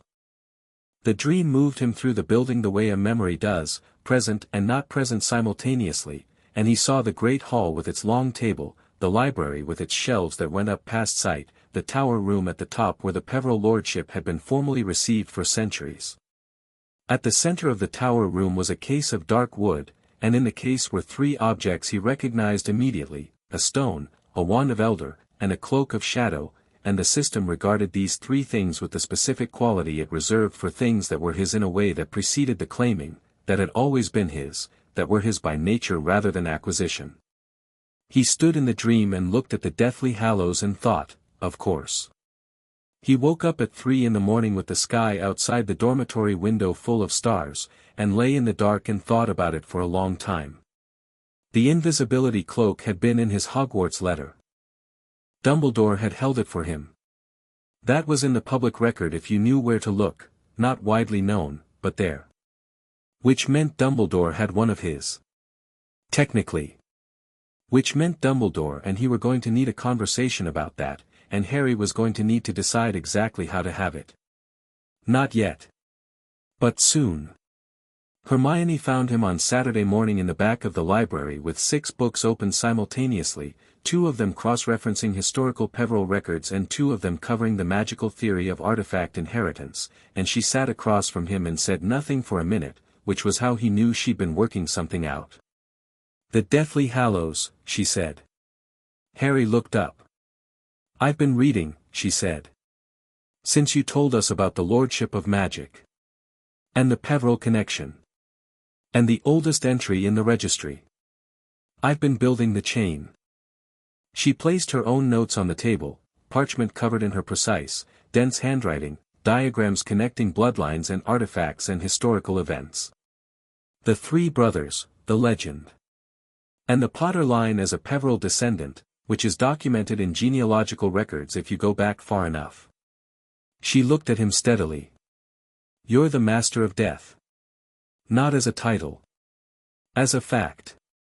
Potentially, Harry said. The cloak is with Dumbledore. Yes. You're going to ask for it back. Eventually. She looked at her notes. Then at him. Are you worried about it? Harry thought about this honestly. No, he said. I think, the Hallows are mine in the way the system is mine. In the way the houses are mine. I'll have the cloak when it's time to have it. The stone and the wand are, he paused, further down the road. For now, what matters is understanding what I have, not acquiring what I don't. She was quiet for a moment. Most people, if they found out they owned 3 incredibly powerful magical artifacts, would immediately try to get them all. Most people haven't spent a week learning that the things you own don't define you, Harry said. It's what you do with them. Hermione looked at him for a long moment. The firelight of the library's reading lamps moved between them. I want to ask you something, she said, and her voice had shifted into a register he recognized as genuine rather than academic. And I want you to answer honestly. Always, Harry said. Are you scared? Underneath all of this. The confidence, the system, the 37 houses and the Peveril line and Quirrell and all of it. Is there any part of you that's just, she searched for the word, frightened? Harry looked at his open books. At the fire. At the window where the Scottish mountains were blue and hard in the distance. I lived in a cupboard for 10 years, he said. And the thing that scared me most wasn't the dark, or the cold, or even my uncle when he was at his worst. It was the idea that they were right. That I was nothing. He paused. Every enormous thing that's happened this year has been proof that they were wrong. Which means, no. I'm not scared of the big things anymore. He looked back at her. I'm scared of the small ones. Of getting something wrong with someone who trusts me. Of misjudging a person I should have understood better. He paused. Of Neville waking up one morning and deciding the cupboard they put him in is real after all. Hermione was quiet. Then she said, very simply, that won't happen. I know, Harry said. Because we won't let it. She picked up her quill and went back to her notes. Harry went back to his books. The library moved around them in its slow, papery way, and outside, the Scottish sky was doing the things it did in November, grey and vast and indifferent and utterly, purely magnificent.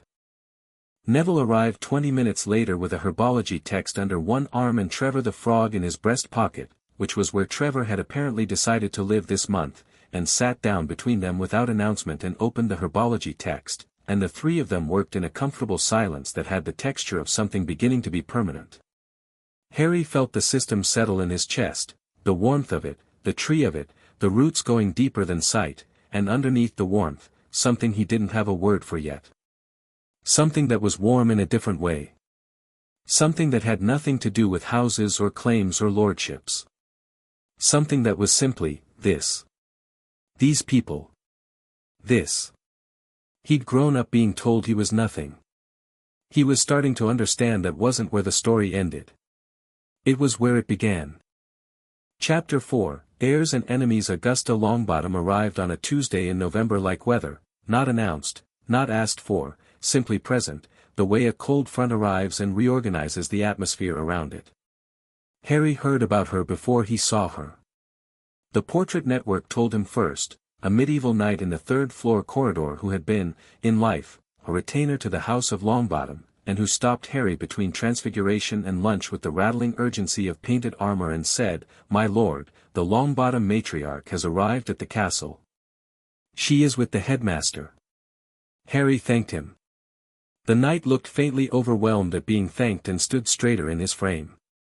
He found Neville at lunch, already aware. The news had apparently reached him through some channel of his own, perhaps grandmother sense, the instinct that develops in children raised by formidable women for detecting when those women are in motion.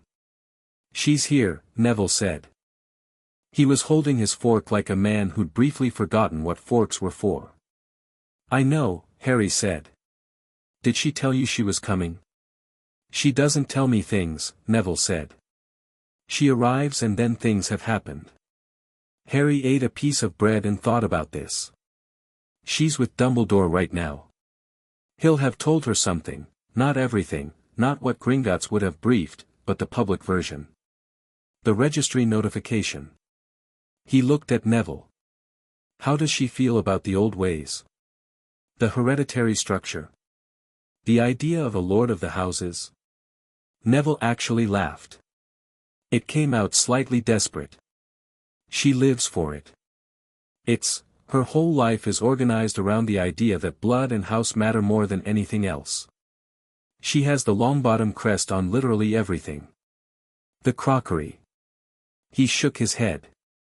If anything, she'll be, I don't know what she'll be. She'll be, a lot. That's all right, Harry said. Harry. She makes ministry officials cry. I'm not a ministry official, Harry said. Hermione, who had been listening while appearing to read, said, without looking up, the current Lady Longbottom's record in Wisengamot proceedings spans 4 decades. She's argued successfully in 31 major cases, lost 4, and the 4 she lost are considered controversial verdicts even now. She turned a page. She testified at 2 Death Eater trials after the war. Both convictions. Neville stared at her. How do you know that? Library, Hermione said simply. The point, Harry said, is that she's a serious person. Serious people I can work with. He finished his bread. When she wants to meet, tell her after dinner. Neville opened his mouth. You'll be there, Harry said. Obviously. Neville closed his mouth and went back to his fork, which he'd remembered was for eating now. McGonagall came to find Harry after his last class, Charms, where Flitwick had been so pleased with Harry's Wingardium Leviosa that he'd made it levitate the desk rather than the feather, which had caused mild chaos and delight in equal measure. I know, Harry said. I asked for after dinner. McGonagall stopped walking. You asked. Through the portraits, Harry said. Sir Cadogan passed the message to the headmaster's door guardian about an hour ago. I thought Dumbledore would want to be present, which is why I went through the castle network rather than directly to Lady Longbottom. He said this matter-of-factly, because it was matter-of-fact. The portrait network had made itself available to him within the first week of term, and he'd been using it in the same way he used any communication system, carefully, purposefully, and without advertising it. McGonagall looked at him with an expression that she'd been deploying with increasing frequency over the past 2 months, the expression of a woman who had taught for 40 years and had thought, by this point, that she'd seen most things. Right, she said. After dinner, then. Dumbledore's office smelled of old wood and lemon drops and the specific quality of a room where significant things had been decided. The portraits of past headmasters lined the walls, and every single one of them turned to look at Harry when he walked in, which had a different quality from the usual portrait attention. These were the heads of Hogwarts, people who had administered the castle for centuries, and their attention was the attention of colleagues rather than observers. One of them, a heavy-set witch with silver hair and sharp eyes, gave Harry a nod of recognition and then looked very deliberately at Dumbledore, as if making a point. Dumbledore himself was behind his desk in deep plum robes, half-moon spectacles catching the firelight, and he was smiling the smile. The warm one. The one Harry had been thinking about since the sorting feast, the one that was genuine and strategic simultaneously, the kind of smile that belonged to a man who had made peace with using his warmth as a tool because he was also genuinely warm. Harry, he said. Come in, come in. Augusta Longbottom was in one of the chairs opposite the desk, upright in the way that had nothing to do with the chair's back, her vulture hat at an angle that could not have been accidental, her hands folded on the handle of a carpetbag that was almost certainly full of things no one would want to be hit with. Neville was in the chair beside her with the posture of a boy trying to take up as little space as possible, which Harry noted with quiet frustration that he filed away for later. Harry took the third chair without being invited to. He sat in it naturally, comfortably, with his hands relaxed in his lap, and looked at Augusta Longbottom directly. She looked back. It was one of those assessments that happens faster than it looks, 2 people measuring each other in the space of a held gaze, both of them coming back with results the other hadn't expected. He'd expected formidable. She was that. He hadn't expected, underneath the armor of her, the rigid presentation, the life organized around standards, how much of it was grief. She'd lost a son and daughter-in-law not to death but to something she couldn't fix, and she'd built her formidability partly over that loss the way rivers build banks. He understood building things over losses. He recognized the shape of it. Lord Potter, she said. She said the title the way it was supposed to be said, not as a performance, not testing it, but with the fluency of someone who'd spoken the language of the old ways since birth. Lady Longbottom, Harry said.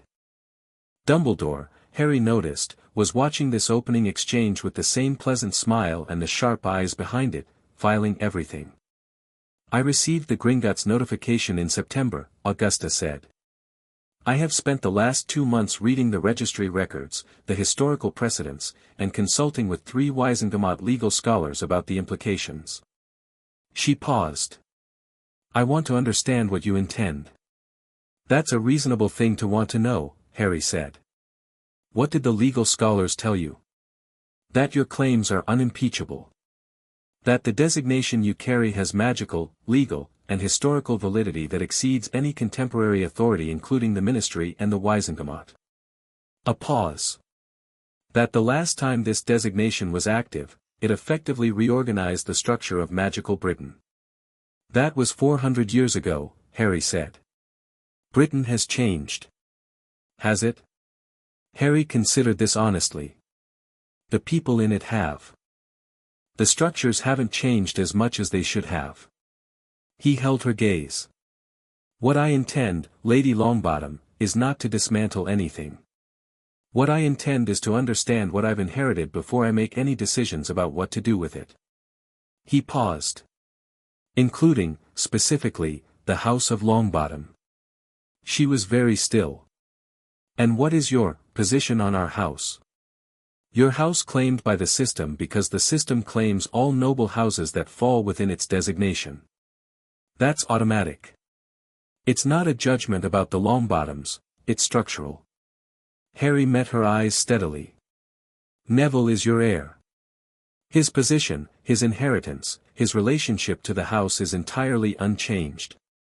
What the claiming means practically is that in any matter that rises above the house level, Wisengamot procedure, interhouse conflict, matters of magical law, I'm the authority that the magic of the house acknowledges above its own lord.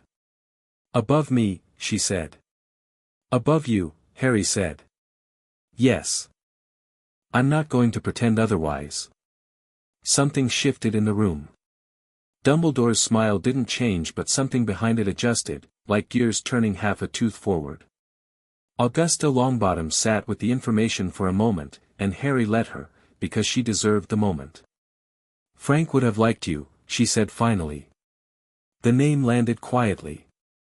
Frank Longbottom, Neville's father, the Auror who'd been tortured into insanity by Bellatrix Lestrange. Harry heard Neville go very still beside him. I've read about him, Harry said. He was exceptional. He was, Augusta said. The armor shifted slightly. He'd have said exactly what you said, you know. I'm not going to pretend otherwise. Frank had no patience for softening hard truths. She looked at Harry for a long moment. I have been, perhaps, she paused, searching for a word and settling on one that clearly cost her something, excessive in my standards for Neville. The silence in the room was total. Neville was staring at his grandmother. He is not his father, Augusta continued, and her voice had changed, not softer, exactly, but more truthful. I have spent 10 years wanting him to be and being angry that he wasn't, which is, she stopped. Not the correct response to the child one actually has. Harry let this sit. He didn't rush to fill the silence. Some things needed their space. Then he said, Neville is exceptional at what he actually is. Which is not the same as Frank. But the standard isn't less, it's different. He glanced sideways at Neville, who was looking at his hands with the expression of someone trying very hard to maintain composure in a room full of people. He had his wand out before I did in a confrontation 2 weeks ago. By reflex. The Longbottom instinct is there. It just needs the right conditions. Augusta looked at her grandson. Something moved across her face that had never, Harry suspected, moved across it publicly before. Neville, she said. He looked up. She stopped. Started again. I will do better. Neville sat with those 4 words and Harry watched him decide, carefully, privately, with the deliberateness of a boy who'd learned not to trust the change of weather too quickly, to believe them. Okay, Gran, he said.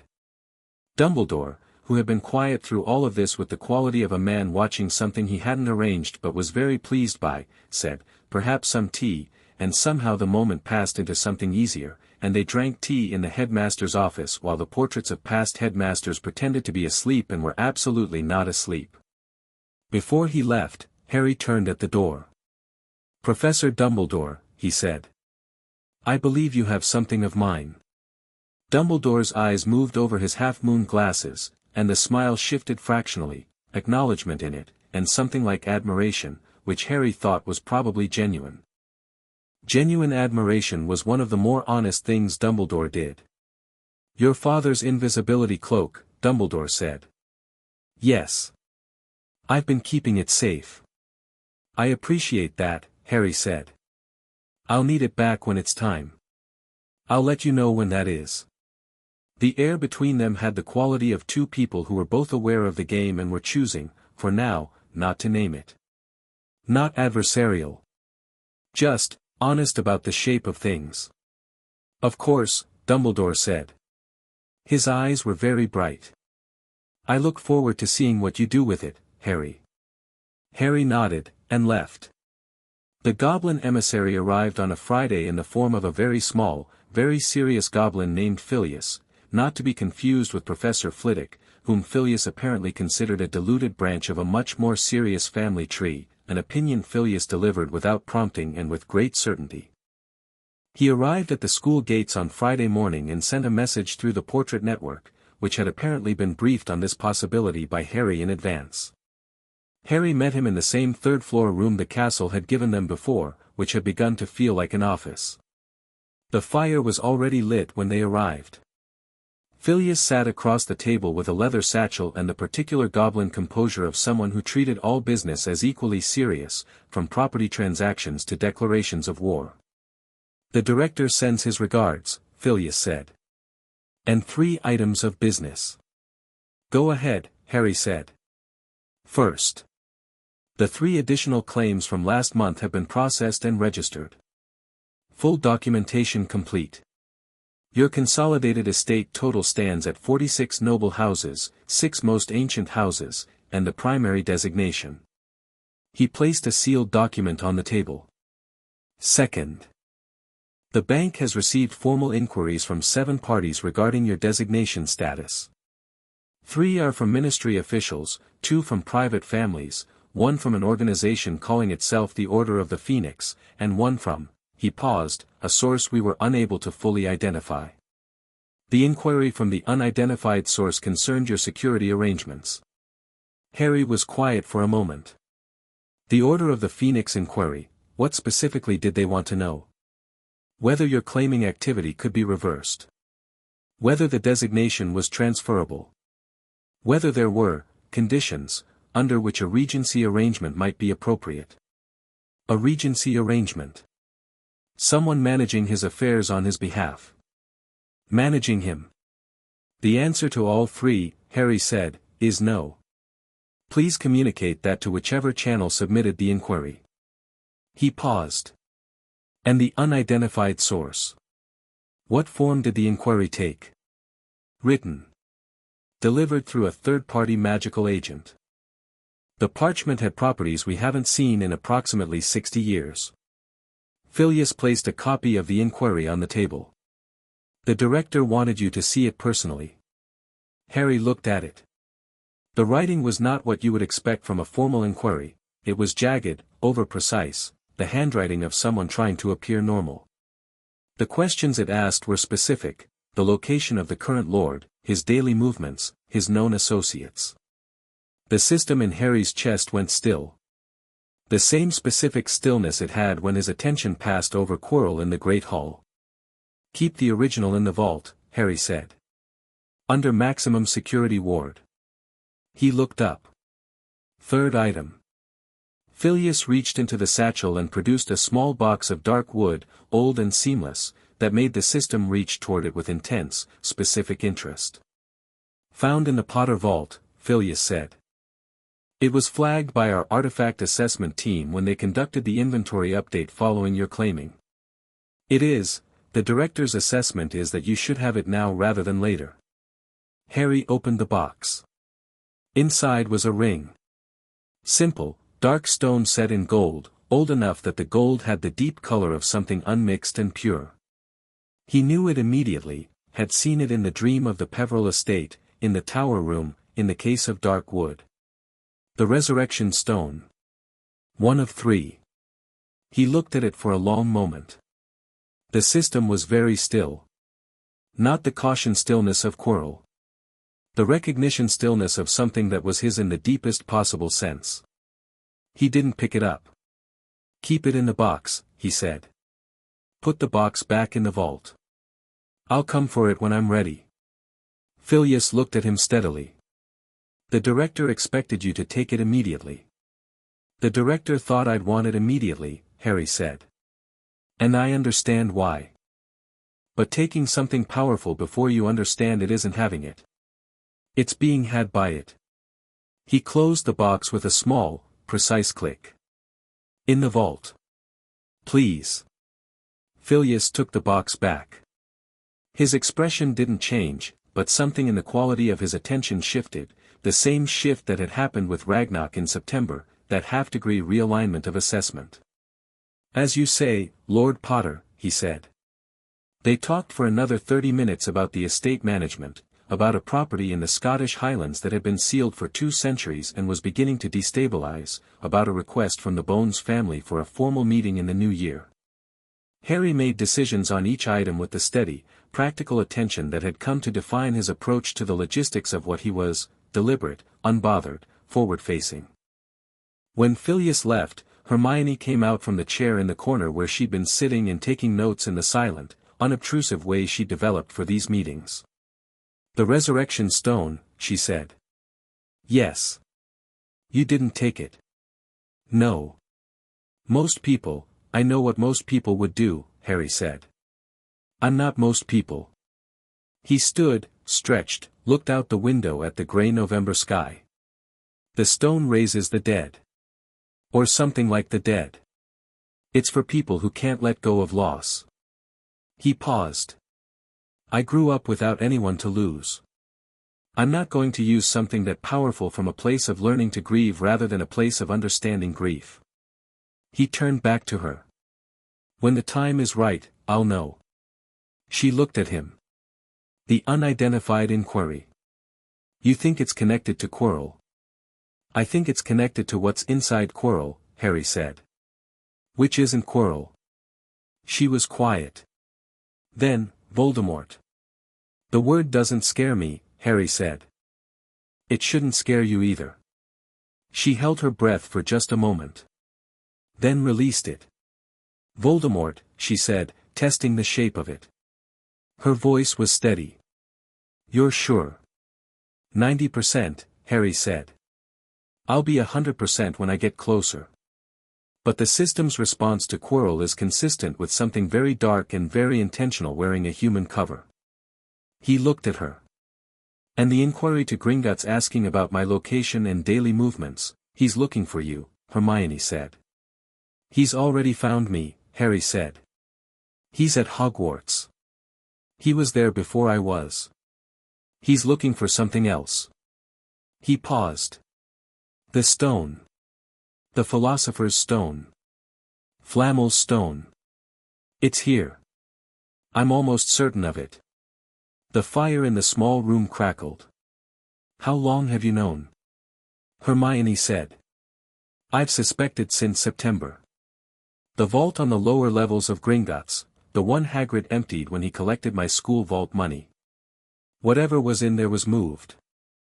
Ragnarok wouldn't tell me what, but the system knew something significant had passed through recently." He looked at her steadily. "I think Dumbledore brought it here.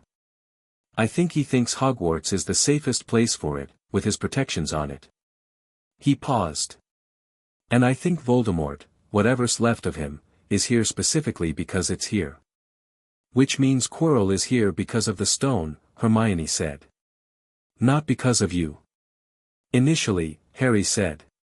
"The inquiry to Gringotts is more recent. I've become a variable he hadn't planned for." The fire moved. Outside, the sky was doing something between rain and snow, gray and uncertain. "What do we do?" Neville said.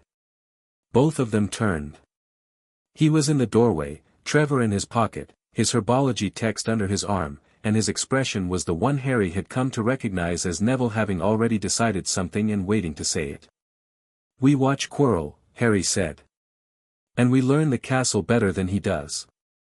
Neville nodded. "I can do that," he said. The castle talks to plants. Greenhouse 3 has ivy that grows through the lower corridors. I've been talking to it. He paused. Is that strange? Extremely, Hermione said. Excellent, Harry said. What does the ivy know? That Quirrell goes to the third-floor corridor after midnight, Neville said. At least twice a week. And that whatever's down there doesn't like him. The third-floor corridor was locked, which was to say it had a lock that responded to magical authorization, which was to say that when Harry stood in front of it at 11 on a Friday night and the system reached out toward the ward structure embedded in the door, the lock opened. He hadn't brought them. Hermione would have argued for coming, loudly, persuasively, with 3 separate logical frameworks. Neville would have come without argument. He'd told them both to stay. Some things he needed to see himself first. The door opened on a room that smelled of animal, warm, large, alive, and he moved through the dark by feel and by the system's ambient awareness of the space, and he found the trapdoor and the sleeping 3-headed dog in the same moment. 3 heads, all sleeping, all enormous, the ground around them vibrating faintly with their combined exhale. A harp in the corner. Still playing, barely, the enchantment almost wound down. That's what kept them sleeping. Harry looked at the trapdoor. Looked at the dog. He could feel, through the floor and through the system's reach, what was below, layers of enchantment, deep and complex, each one keyed to something specific, challenges, puzzles, the kind of protections that brilliant people build when they have a short timeline and a very specific threat model. He could feel, at the bottom of all of it, something that pulsed with the warm magical intensity of an artifact that had been making gold and immortality for Nicholas Flamel for 6 centuries. And between him and it, moving in the dark of the corridor below with the specific wrongness of something wearing borrowed skin, Quirrell. Already down there. Moving toward the protections with the patient, obsessive attention of someone who'd been trying to get through them for months. Harry stood at the trapdoor and thought. He could go down now. End this tonight. He had enough, the system gave him enough, the accumulated knowledge of 46 noble bloodlines of dueling and magic and confrontation gave him enough, and he wasn't afraid of what was down there. But Dumbledore had built these protections. Deliberately. With specific intentions. And Harry taking the stone out of the protection layers tonight would answer questions he hadn't fully formed yet. It would force conversations he wasn't ready to have on terms he hadn't chosen. He needed more information. He reached out through the system, not claiming, not confronting, just reaching, and he nudged Quirrell's progress. Subtly. A ward in the protections below shifted half a degree, just enough that the pathway Quirrell had identified closed. Not blocked. Just, redirected. Confused. It would cost Quirrell another week of attempts to reorient. A week was enough. Harry let the trapdoor fall back into place and walked back to the door with the same unhurried confidence he'd entered with, and he was halfway down the third-floor corridor when the system did something it hadn't done before. It sent him a specific, directed impression. Not warmth, not attention. Something more like a word. Soon. He stopped walking. Soon, the system said again, or didn't say, but communicated in the way it always communicated, directly, without ambiguity. I know, Harry said quietly, to the empty corridor and the sleeping portraits and the old stone that had heard a great deal over 9 centuries. I know.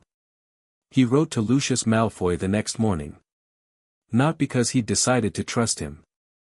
Not because Draco's Sunday meeting had resolved anything about the Malfoy situation.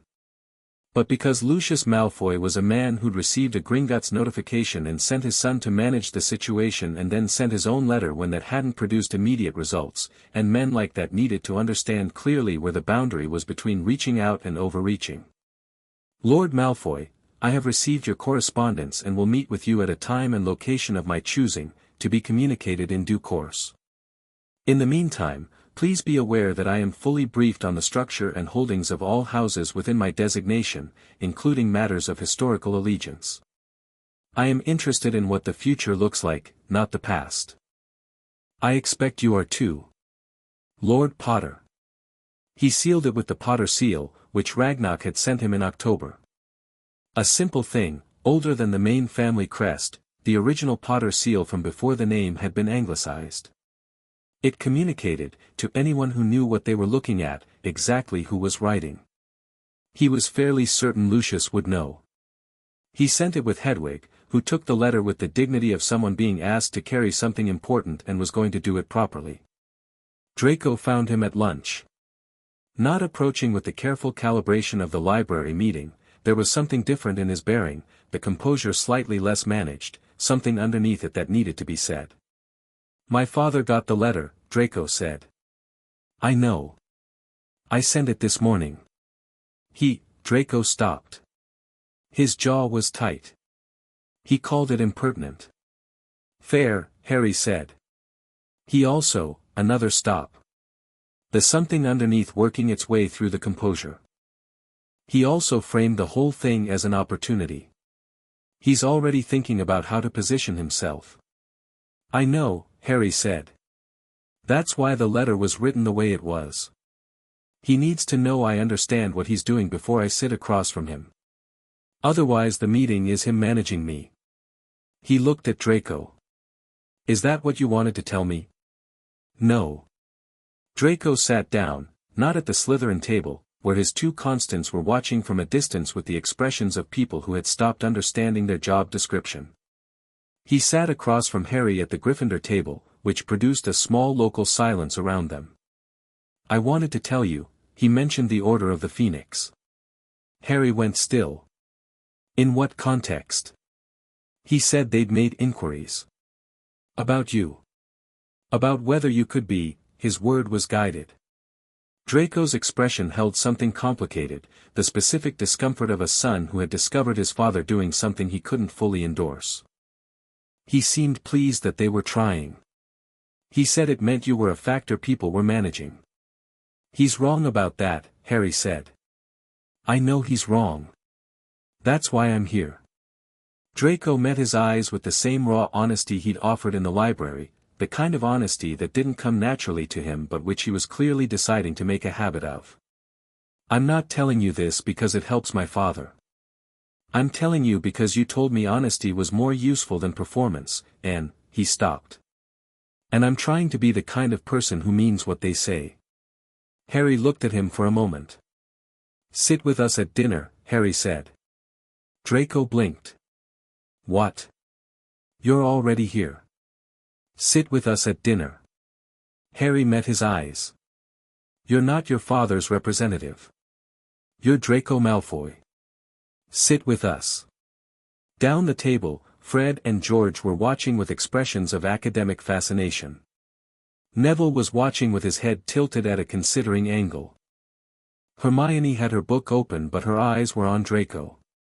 Draco sat with something moving in his face that Harry recognized as a person deciding who they were going to be in a moment that mattered. "Fine," Draco said. "But I'm not eating whatever that is."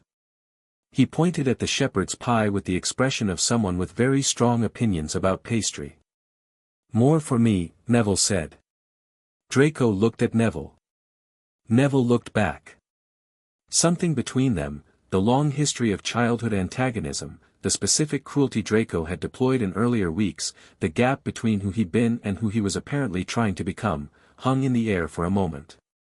Then Draco said, stiffly, "I was unpleasant. About your grandmother. Earlier in term." "Yes," Neville said. "I was," Draco stopped. "I was wrong." "Yes," Neville said. Then, with a generosity that Harry thought said everything about the kind of person Neville Longbottom actually was, "People can be wrong." Draco looked at the table. "Right," he said. Fred leaned across from 3 seats down. "Right, Draco Malfoy is eating at our table. This is the best Tuesday we've ever had." "It's Thursday," George said. "Even better." Harry sat with all of it that night, in the dormitory after the others were asleep, in the dark, with Hedwig warm and present on her stand beside him. The stone below. Quirrell redirected but not stopped. The Order of the Phoenix making inquiries. Lucius Malfoy positioning. Dumbledore watching everything and managing what he could. All of them treating him, in their different ways, as a variable to control. All of them misunderstanding the same fundamental thing. He wasn't a variable in their equations. He was the equation. The system in his chest was steady and warm and certain, the tree of it with its roots going deeper than anything else in this old, knowing country. 46 houses. 6 most ancient. 1 designation without a category. And 3 friends sleeping in adjacent towers who had chosen him the same way he'd chosen them, carefully, genuinely, without condition. He thought about what soon meant. About the stone below and what was trying to get to it. About the conversation with Dumbledore that was coming, the one neither of them had named yet but both of them knew was inevitable. He wasn't afraid of any of it. He was, if anything, the opposite of afraid. He was ready. He closed his eyes and let Hedwig's quiet, steady breathing fill the dark, and outside the dormitory window the Scottish stars did what they did on clear November nights, blazed in the cold absolute sky with the indifferent magnificence of things that had been burning long before anyone was there to see them. And below the castle, in the warmth and dark of the earth, something that had survived its own death by hatred and obsession and refusal to accept loss continued its patient, hungry work. It hadn't accounted for Harry. It was going to. Chapter 5, The Mirror Tells Truths. December arrived like a held breath releasing. The castle changed with it, the torches burned warmer somehow, or seemed to, and frost crept up the inside of the dormitory windows in elaborate patterns that Harry sometimes caught the castle adjusting in the small hours, the way you'd absently rearrange objects on a desk while thinking about something else. 12 enormous Christmas trees appeared in the great hall overnight, decorated in ways that shifted subtly depending on which table you were sitting at, and the suits of armor in the corridors had started attempting carols, which was ambitious of them given that they had no mouths and were producing the music through some enchantment on their visors that achieved the sound of carol singing in roughly the same way that a stone achieves the sound of a violin. Harry listened to them with genuine appreciation regardless. The effort counted. The castle was his and he was the castle's, and the relationship had its own texture now, had developed over 3 months into something that was less like ownership and more like conversation. He'd stopped being surprised when rooms arranged themselves usefully or when the portrait network delivered information exactly when he needed it. He'd started, instead, being grateful, which felt more accurate. Hermione had decided to stay for Christmas. She'd announced this at breakfast on the 1st of December with the specific energy of someone who had made a decision and was reporting it rather than discussing it, and when Harry asked why, she'd said, "My parents understand," which was true but incomplete, and then, after a pause, "and there's too much happening here to go home," which was the actual reason. Neville was staying because Augusta had written a different kind of letter than he normally received from her, shorter and less instructional, to say that she thought he might benefit from the castle's library resources over the break, which was Augusta Longbottom's way of saying she trusted him to make good choices, which was new enough that Neville had read the letter 4 times. Ron Weasley, a red-haired boy from the year who had tried 3 times to become part of Harry's immediate circle and been received each time with genuine warmth and the slight, unmistakable sense that the core of the group was already complete, was going home to the Burrow with his brothers. He left with Fred and George on the last day of term in a flurry of noise and a farewell to Harry that was friendly and only slightly wistful. Draco was going home to the manor, which Harry thought was probably complicated for him in ways that hadn't yet fully surfaced. The day before the Christmas break began, Draco had stopped Harry in the entrance hall with the careful deliberateness that meant something needed saying. "My father is expecting the meeting in January," Draco said. "He'll have it," Harry said. "When I'm ready." Draco stopped. The composure was well maintained but Harry had learned to read what moved underneath it. "He's going to try to be impressive. He does this thing where he's very gracious and very welcoming and you feel like you've been received into something exclusive, and then later you realize he was running the whole thing." "I know," Harry said. "You'll handle it," Draco said. Not a question. More like something he was settling in himself. "Yes," Harry said. Draco nodded. Something else was on his face, not about Lucius. More personal than that. This term has been, he stopped 3 times before finding something he was willing to finish with, different. Then I thought it would be. Good different or bad different? Harry said. Draco met his eyes. I don't know yet. But I think good. He straightened his robes with that habitual precision. Happy Christmas, Potter.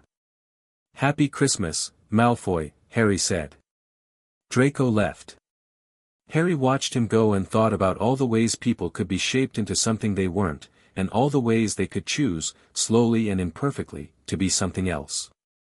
He thought Draco was choosing. It would take a long time and it wouldn't be linear. But the choice was being made.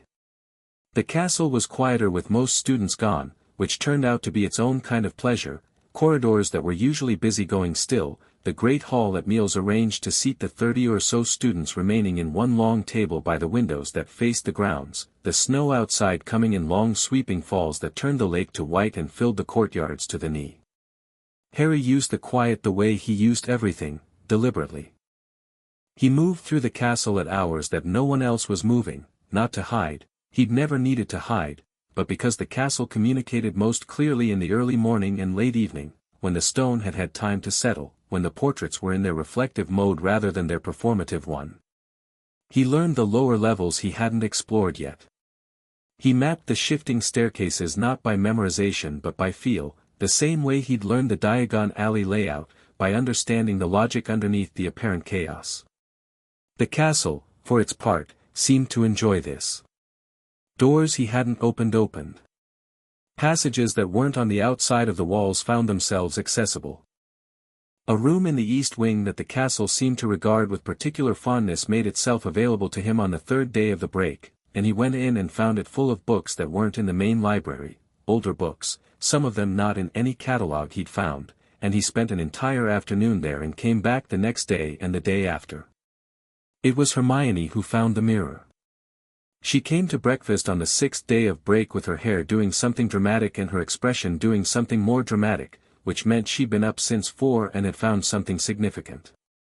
3rd floor, she said, sitting down with barely managed urgency. The western corridor, the one that's always slightly colder than the others. There's a room behind a portrait of a shepherd, the portrait steps aside when you approach, did you know that? It does. There's a mirror in there, Harry. And she stopped. You should see it for yourself. What did you see? Harry said. That's another stop. I'll tell you after. I want to see what you see first. He looked at her. She was doing something careful with her expression, the face of someone who had seen something private and was protecting it. He respected that. Neville. Harry said. I told him. He said, she hesitated. He said he'd wait. He thought it might be something you needed to go to alone first. Harry looked at her across the breakfast table with the light from the snow-bright windows making everything very clear and direct. What did Neville see? Very quietly, Hermione said, his parents. Whole. The shepherd portrait stepped aside without fuss, the way all the portraits did for Harry, and he went into the room alone. It was not a dramatic room. Stone walls, cold, unlit by anything except the natural light from a window he was fairly certain hadn't been in this part of the building from the outside. The mirror stood against the far wall and was tall, taller than it had seemed in Hermione's telling of it, taller than it needed to be, framed in dark gold with an inscription running along the top that Harry read immediately, Eris stra eru oit ube kafru oit unwosi.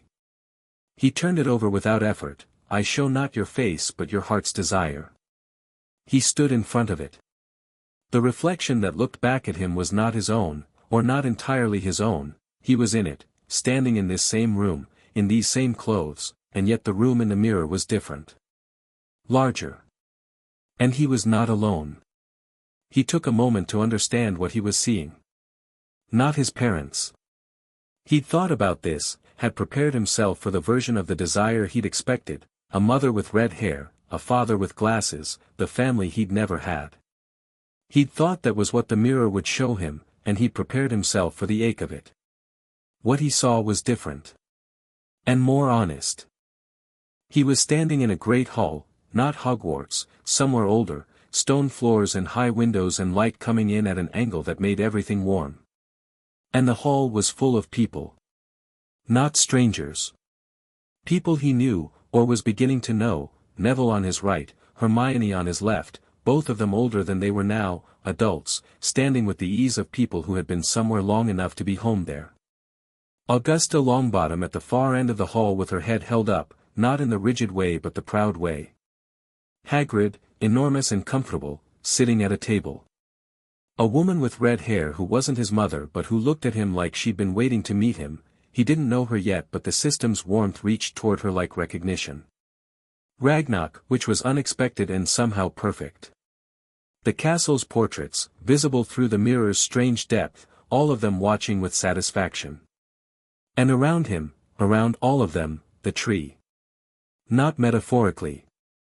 The actual tree from his visions, the roots and the branches, rendered visible in the mirror the way desire renders visible the things you carry too deeply for ordinary perception. 46 names in the branches, and 6, and 1 at the center, and the whole of it alive and warm and his. Not his because he'd claimed it. His because he'd tended it. There was a difference. The mirror was showing him the difference. He wasn't looking at power. He was looking at responsibility, fully realized. The desire wasn't to have, he'd had the having since September. The desire was to be worth it. To have done something with it that meant the having mattered. He stood in front of the mirror for a long time. When he walked out, Hermione was sitting cross-legged on the floor in the corridor with a book open but unread, and she looked up at him with careful eyes. "Well?" she said. "Not my parents," Harry said. She nodded slowly. "Me neither." "I saw," she paused. "I saw myself having figured something out. Something very large. I was surrounded by books and I'd written something important on a blackboard and everyone was looking at it." She looked down. "I thought I'd want something more, personal. Friends, or family, or, that is personal," Harry said. He sat on the floor beside her. "For you, knowing things matters in the same way other things matter to other people. It's not less. It's different." She was quiet for a moment. "Then, what did you see?" He told her. Not all of it, the tree was hard to describe and some of what the mirror had shown him was too internal to translate fully, but the shape of it. The hall, the people, the alive and tended thing. "You saw the future," she said. "The mirror shows desire, not future," Harry said. "But sometimes desire and intention look the same." "Because you'll make it happen," she said. Not admiringly. Factually. The scientific observation of someone who had been watching him operate for 3 months. "We'll make it happen," Harry said. She looked at the corridor floor. Then back at him. "It's a dangerous thing, a mirror that shows your heart. Dumbledore will know about it, it's clearly something he put here. He'll probably move it when he realizes students have been finding it," Harry said. "Let him." He thought about the mirror and what it had shown him and the specific quality of the desire it had reflected back. "I already have what I came for." "Which is?" "Knowing what I'm actually working toward," Harry said. "Not the lordships. Not the designation. The thing inside it." He looked at her steadily. "Worth is different from power. Easy to confuse." She absorbed this with the focused intensity of someone filing something important. "That's very un-11-year-old of you," she said. "The cupboard aged me," he said. She laughed, the real one, and they sat on the cold corridor floor for a few more minutes in the comfortable silence that had become their natural register, and then went back to the East Wing library where Neville was waiting with Trevor and a pot of tea he'd somehow convinced a house elf to provide, and they spent the rest of the afternoon reading in a room that smelled of old paper and would smoke while the snow came down outside and the Scottish mountains disappeared into white. Dumbledore found Harry the next morning. Or rather, Harry was already where Dumbledore was going, which had been happening more often lately and which Dumbledore had started to acknowledge with a small nod that contained a great deal of information about how he was recalibrating. The headmaster was in the corridor outside the mirror room, examining the shepherd portrait with his hands behind his back and the expression of a man who was deciding something. He turned when Harry approached, and the warm smile was present and slightly different from before, less managed, more direct, the expression of someone who had decided to adjust his approach. "Harry," he said. "Professor," Harry said. He fell into step beside Dumbledore and they walked slowly down the corridor together, which Harry had discovered was Dumbledore's preferred format for important conversations, movement, side by side, the pressure of eye contact removed. "You've seen the mirror," Dumbledore said. "Yes. May I ask what you saw?" "You may ask," Harry said pleasantly. A pause. Something warmed in Dumbledore's expression, not the managed warmth. "The genuine article." "Quite right," he said. "I asked the same question of a great many people over the years and learned very little of use." "What you see in that mirror is your own business," Harry said. "Yes. I know." They walked. "I looked in it once," Dumbledore said. "When I was young. What I saw," he paused, and something moved through his expression that was completely unguarded for just a moment, a flash of something real and old and still painful, taught me something important about the relationship between desire and wisdom. Harry didn't push. The flash had been enough. He'd read about Ariana Dumbledore. He'd read about Grindelwald. He understood, in the way the system helped him understand connections and structures, what Dumbledore had probably seen in that mirror when he was young and what he'd been building ever since to counteract the fact that he'd wanted the wrong things once and hadn't seen it in time. He understood the man better for that flash than for all the reading. "Professor," Harry said, "I'd like to talk about the stone." The corridor was empty. Their footsteps were the only sound. Dumbledore was quiet for a moment. Not surprised, Harry had learned that Dumbledore was genuinely difficult to surprise, which was both impressive and, in a very specific way, a problem. Men who couldn't be surprised had usually built their worlds carefully enough to predict everything in them. When something arrived that they hadn't predicted, the surprise itself could be more disorienting than the thing. "You know about the stone," Dumbledore said. It was not quite a question. "I've known since September," Harry said. "It's here. Below the 3rd floor." He paused. "The protections are good. They're better than what Voldemort can currently get through, and yes, I'm using the name, please don't flinch, it's just a name, but they were built for a specific threat model and the threat has adapted." Dumbledore stopped walking. He turned to look at Harry directly, and the half-moon spectacles caught the corridor torchlight and made his eyes difficult to read, which Harry thought was probably not accidental. "You've been down there," Dumbledore said. "To the 3rd floor room," Harry said. "Not further. Yet." "Why not further?" "Because it wasn't time," Harry said. "And because I wanted to understand what I was walking into before I walked into it." He met Dumbledore's eyes steadily. "Quirrell has been making attempts on the protections. I've been adjusting things. Slowing him down." The corridor held its breath. "You've been adjusting my protections," Dumbledore said, and his voice had a quality Harry hadn't heard from him before, not anger, not disapproval, but genuine recalibration, a man encountering the specific experience of having his work interfered with by someone capable of doing so and not having been aware of it. "Your protections and the castle's," Harry said. "The wards down there run on both. I have access to the castle's component.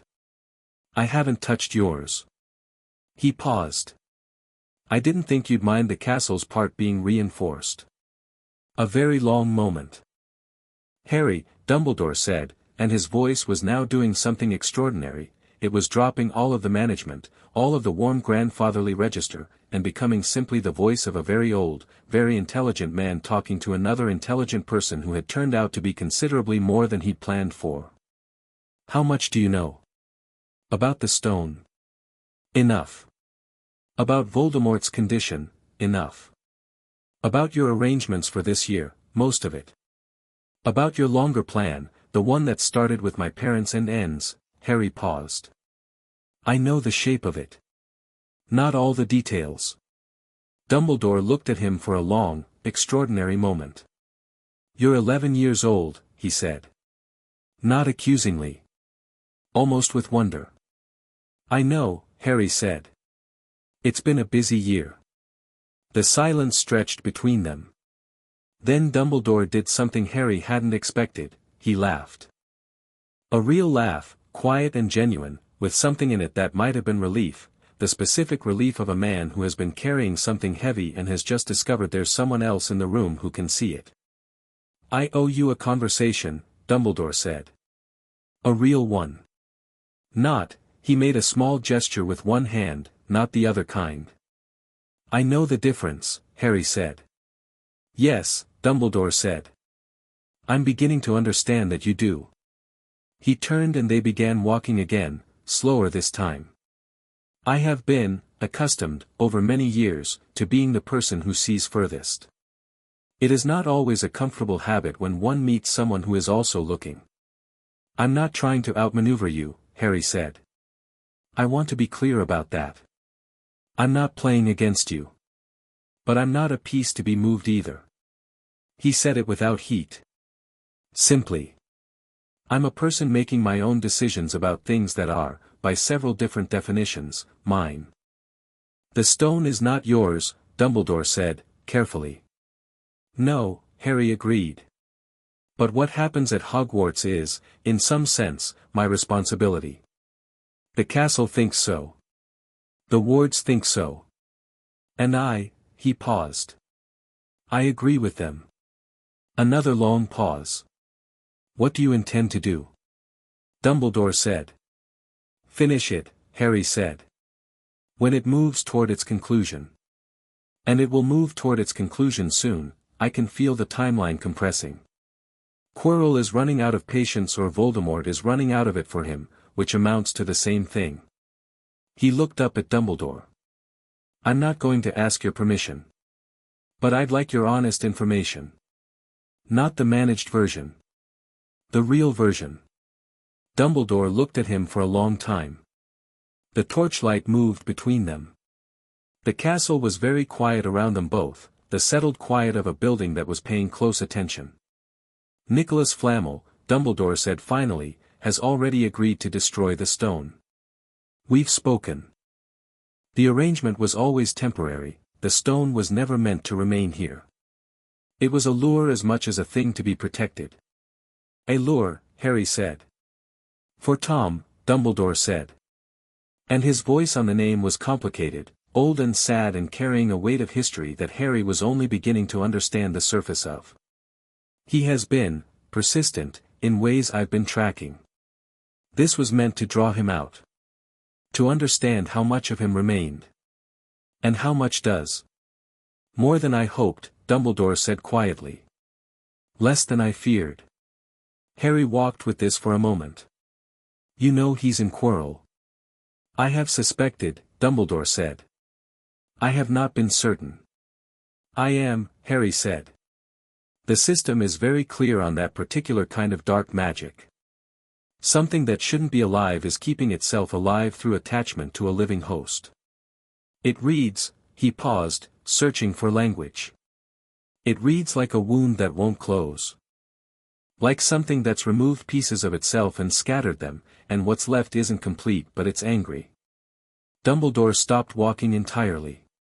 He turned and looked at Harry, and for the first time since September, Harry saw something in Dumbledore's face that the management hadn't accounted for. Something that was genuinely affected by what Harry had just said. Not the information itself, the description. The accuracy of it.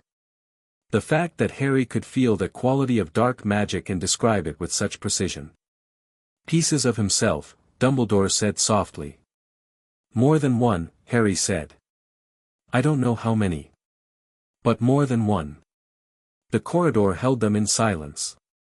Somewhere below them, in the deep dark of the protection layers, something that had once been a person and had chosen to become something else was moving in the patient, obsessive way of a thing that had outlasted everything except its own hunger. Harry, Dumbledore said, and the name carried something in it now that it hadn't before, not the management, not the strategy. Something more like respect, and underneath it, something more like concern. The genuine kind. When this reaches its end, and it will reach its end, I believe you're right about the timeline, I need you to be careful. Not because I doubt your capability. He paused. Because what's down there is something I have studied for 30 years and I would not want you to encounter it alone. I won't be alone, Harry said. Dumbledore looked at him. The Granger girl and young Longbottom. Yes. They're 11 years old. So am I, Harry said. And I'm having this conversation with you. He met the blue eyes behind the half-moon glasses steadily. We'll be careful. I promise you that. And I'd like your promise in return, that if it goes the way I think it will, you'll be close. Another long pause. I will be close, Dumbledore said. On that I give you my word. They stood for a moment in the agreement of it. Then Dumbledore said, with the warmth returning but differently inflected than before, more honest and less managed, the invisibility cloak. Shall I have it sent to you? Yes, Harry said. Thank you. It was your father's, Dumbledore said. But it was always going to be yours. I know, Harry said. Most things were. The cloak arrived Christmas morning. It was wrapped in brown paper with a note that said simply, "A Happy Christmas to you. APWBD." The handwriting was elaborate and slightly excessive and Harry folded the note and kept it. He put the cloak on. He stood in front of the dormitory mirror and looked at where he wasn't. The invisibility cloak was not like other invisibility magic he'd read about, not a disillusionment charm, not a glamour, not any of the standard concealment methods that worked by bending light or fooling perception. It was older than all of those. It was an object that the system regarded with the same category of recognition as the stone, ancestral, intrinsic, his by nature. When he wore it, the feeling was not of hiding but of choosing. Choosing to be unseen was different from being made unseen. The difference was agency. He took it off and folded it carefully and put it in his trunk. Christmas Day at Hogwarts was warm and loud at the teacher's table and quieter at the students' table by the windows, and Harry sat between Hermione and Neville and opened the presents that had accumulated, a Weasley jumper from Molly, who had apparently decided he was in the category of people who received Weasley jumpers and had made it green with a small golden H, which Harry put on immediately because it was the warmest thing he'd ever worn. Books from Hermione, practical and chosen with precision. A tin of homemade fudge from Neville with a note from Augusta saying she hoped his studies were going well, which was addressed to Harry but which Harry understood was also the closest Augusta was going to get to telling Neville she was proud of him via proxy. A package from Gringotts, estate summary for the quarter, and a smaller box inside the larger one with a note from Ragnarok. A Longbottom heirloom retrieved during inventory of the house accounts. As this predates the current lady's stewardship, it passes to the lord of the house by right of designation. We recommend you deliver it personally. Inside the smaller box was a wand. Old, dark wood, not in use. Harry recognized it from the genealogical records he'd read, Frank Longbottom's wand, recovered from evidence storage after the trial. He looked at it for a long moment. Then he looked at Neville, who was opening a present from his grandmother with careful hands and the expression of someone who had started allowing themselves to hope that some things could be different. Harry closed the box. He'd give it to him. Not today, today was too full of other things and the weight of it needed its own moment. But soon. A Longbottom should have it. Frank would have wanted that. The dream sharpened in the last week of December. Not the Peveril estate dream, something different. Something that came with the system's caution stillness rather than its recognition warmth. He saw Quirrell in the dreams, but Quirrell was less present in them than he had been, was becoming a background thing, a vessel, and what was foregrounding itself was something older and colder and more organized than he'd expected. Not mindless evil. A will. A specific, intelligent, furious will that had been reduced to survival by its own choices and was absolutely determined to reverse that reduction by any available means. He woke from these dreams without distress. With information. He told Hermione and Neville on the 28th. The dormitory was empty except for them, the fire in the common room burning low, the castle very quiet in the late morning of a snowbound holiday. "He's going to move soon," Harry said. "Voldemort. Quirrell. Whatever we're calling the situation. The timeline Dumbledore and I discussed, it's shorter than I thought. I think by the end of term. Maybe earlier." Neville was sitting forward with his elbows on his knees. "What do we do?" "We get ready," Harry said. "And we go through what's below the trapdoor before he does." "We go through the protections," Hermione said. Not a question. The preparation beginning behind her eyes. "All of them." "We study them," Harry said. "Dumbledore's protections I won't touch, but I can learn enough about each one to navigate them. And the castle's contribution I can move through directly." He paused. "I need you both to understand that I'm not asking you to come. I want you there." "But I'm not, Harry," Neville said. "Stop." Harry stopped. "You're going to say it's dangerous and we don't have to come," Neville said. "And you're technically right. We don't have to." He looked at Harry with a directness that was new in him, not new to who he was, but new to the surface, new to being shown. "But we're going. You'd come for us." "Yes," Harry said. "Then there's nothing else to say about it," Neville said. He sat back. "What do we need to know?" Harry looked at both of them, Hermione, already pulling a fresh sheet of parchment toward her, Neville, steady and certain in the firelight with Trevor a small warm weight in his pocket. He thought about the mirror and what it had shown him. The hall, the people, the tree alive and tended and real. "Start with the devil's snare," Harry said to Neville.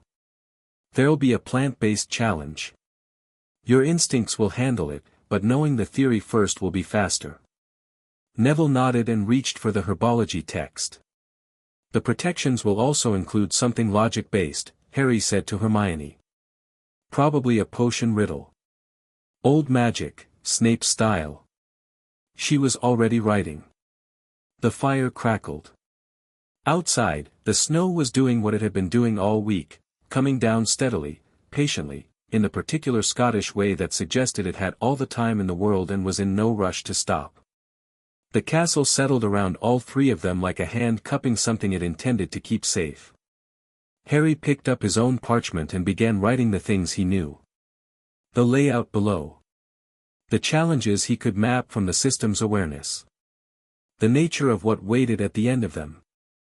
He was 11 years old and he was planning the confrontation with what remained of the most dangerous dark wizard in a century, and he felt, with the absolute certainty of something that had been true since the system first woke in his chest, that he was exactly where he was supposed to be, doing exactly what he was supposed to do. Not because anyone had planned it for him. Because he'd chosen it. The distinction, as it always was with Harry, was everything.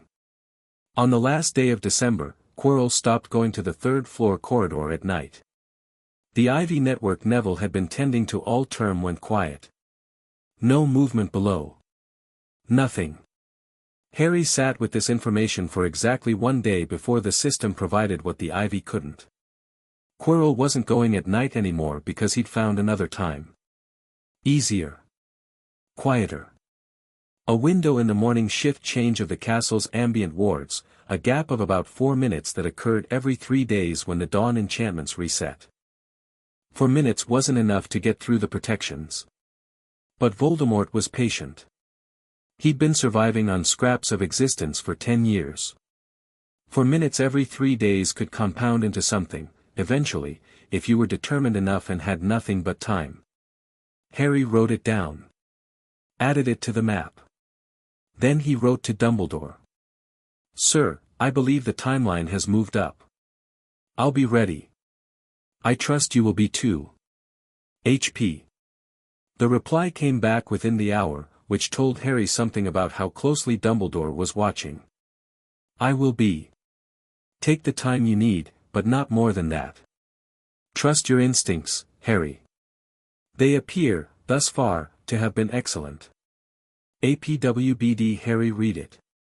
Then read it again. He'd been expecting strategy or instruction, the managed version. This was the real version, Dumbledore telling him, in 6 sentences, that he'd been seen. That his capability was real and recognized and trusted by the most powerful wizard alive. He folded the letter and put it with the Christmas note. He thought about the mirror. The hall full of people. The tree alive and real. Worth it, the system said, in its wordless way. Yes, Harry said.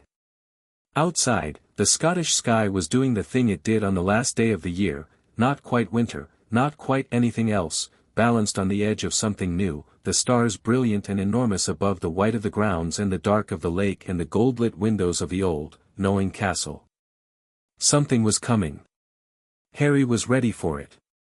Chapter 6, The Lord Descends. January came back to Hogwarts with 300 students and the particular noise of a castle repopulating, and Harry moved through the returning crowd with the ease of someone who had spent 2 weeks learning the building's bones and now walked its skin differently, more fluently, more at home, the way you move in a place that has fully accepted you and which you have fully accepted in return.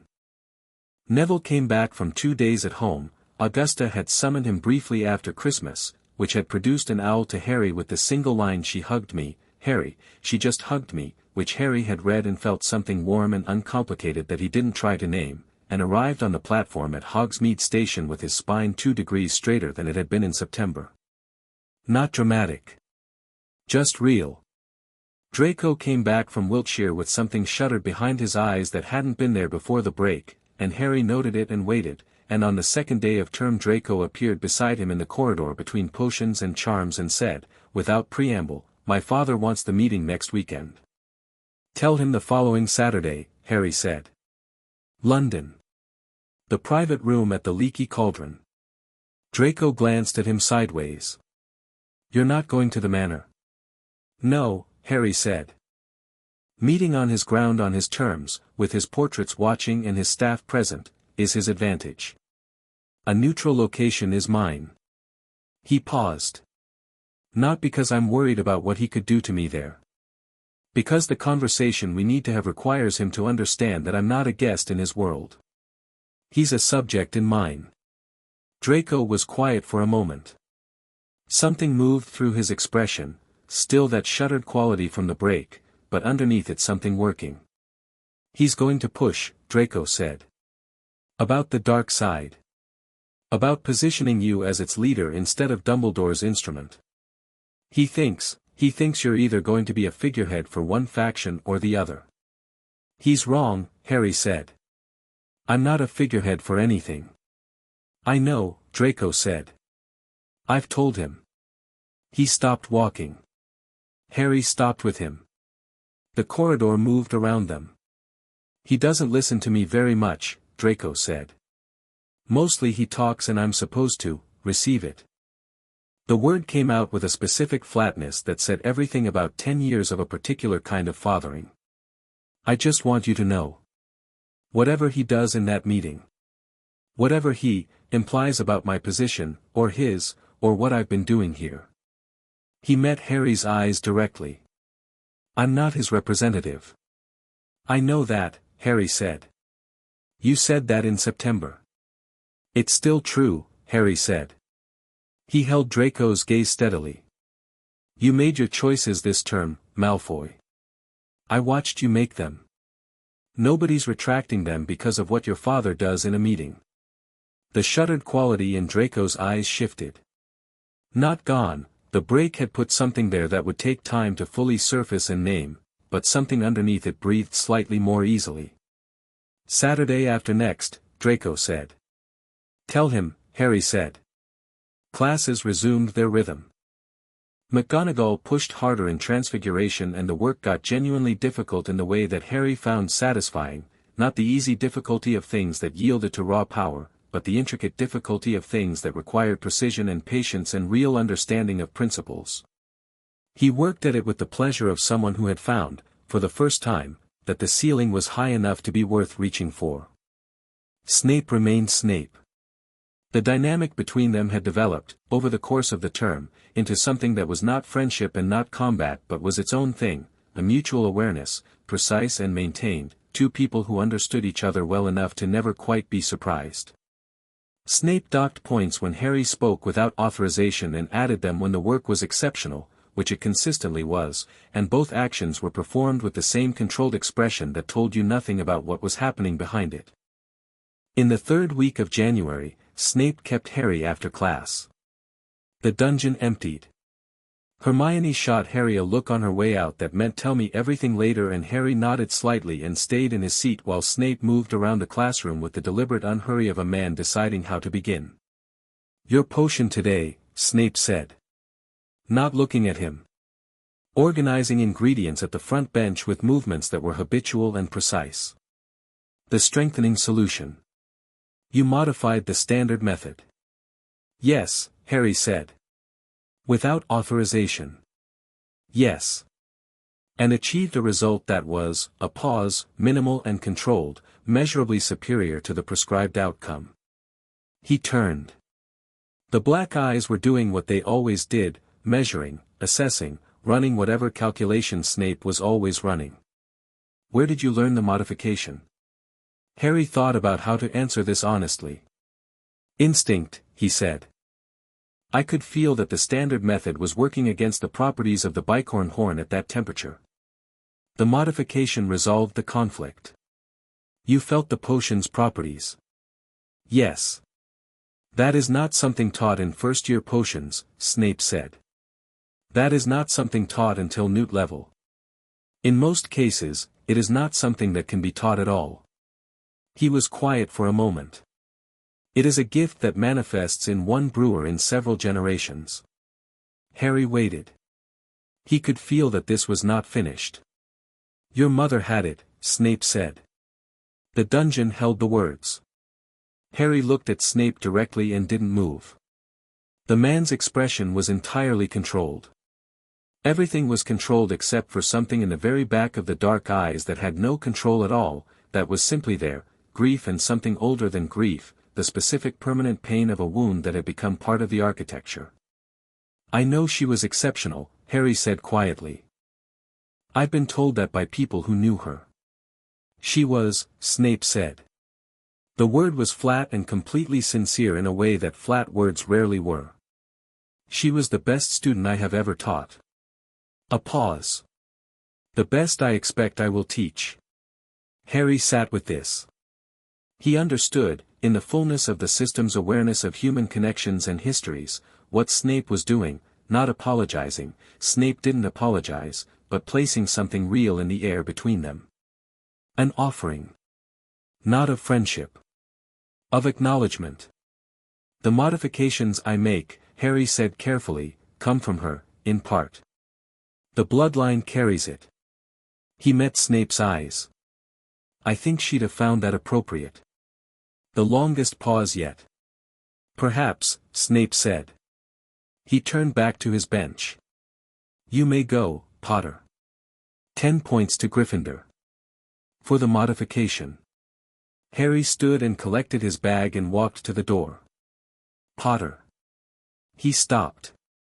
"Whatever you are involved in," Snape's voice was careful, precise, choosing each word with the deliberateness of a man who knows things he wasn't supposed to have found out and is deciding how much to reveal of the knowing, "be careful.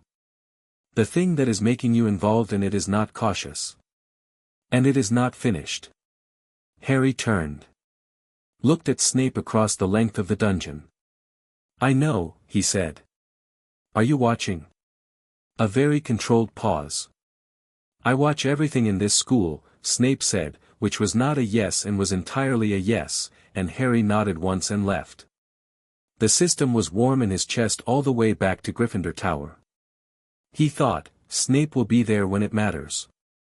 Not with Harry, not choosing Harry's side, but present in the specific way of someone whose motives are entirely their own and who will nevertheless do the right thing when the moment requires it.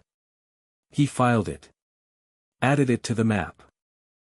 The meeting with Lucius Malfoy happened on a Saturday in late January when the sky over London was the colour of old pewter and the leaky cauldron smelled of rain and wood smoke and the particular human warmth of a place that had been sheltering people for a very long time. Harry arrived first. He was in the private room at the back, not the largest room, not the most impressive, a comfortable middle distance between the grandeur Lucius would have preferred and the neutrality Harry required, when Lucius arrived precisely on time, which was the kind of punctuality that was a statement rather than a habit. Lucius Malfoy was tall and composed and wore his silver hair and his immaculate robes with the ease of someone who had never in his life had to think about how he was received. His cane was silver-tipped and entirely unnecessary and absolutely present. He moved into the room with the assumption of welcome that came from a lifetime of rooms welcoming him. Harry was sitting in a chair that faced the door with a cup of tea, and he did not stand.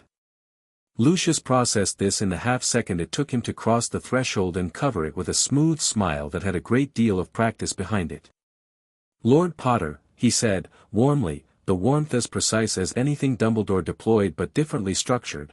Dumbledore's warmth said I care about you, Lucius's warmth said I am conferring something on you by being warm. "Lord Malfoy," Harry said. "Sit down."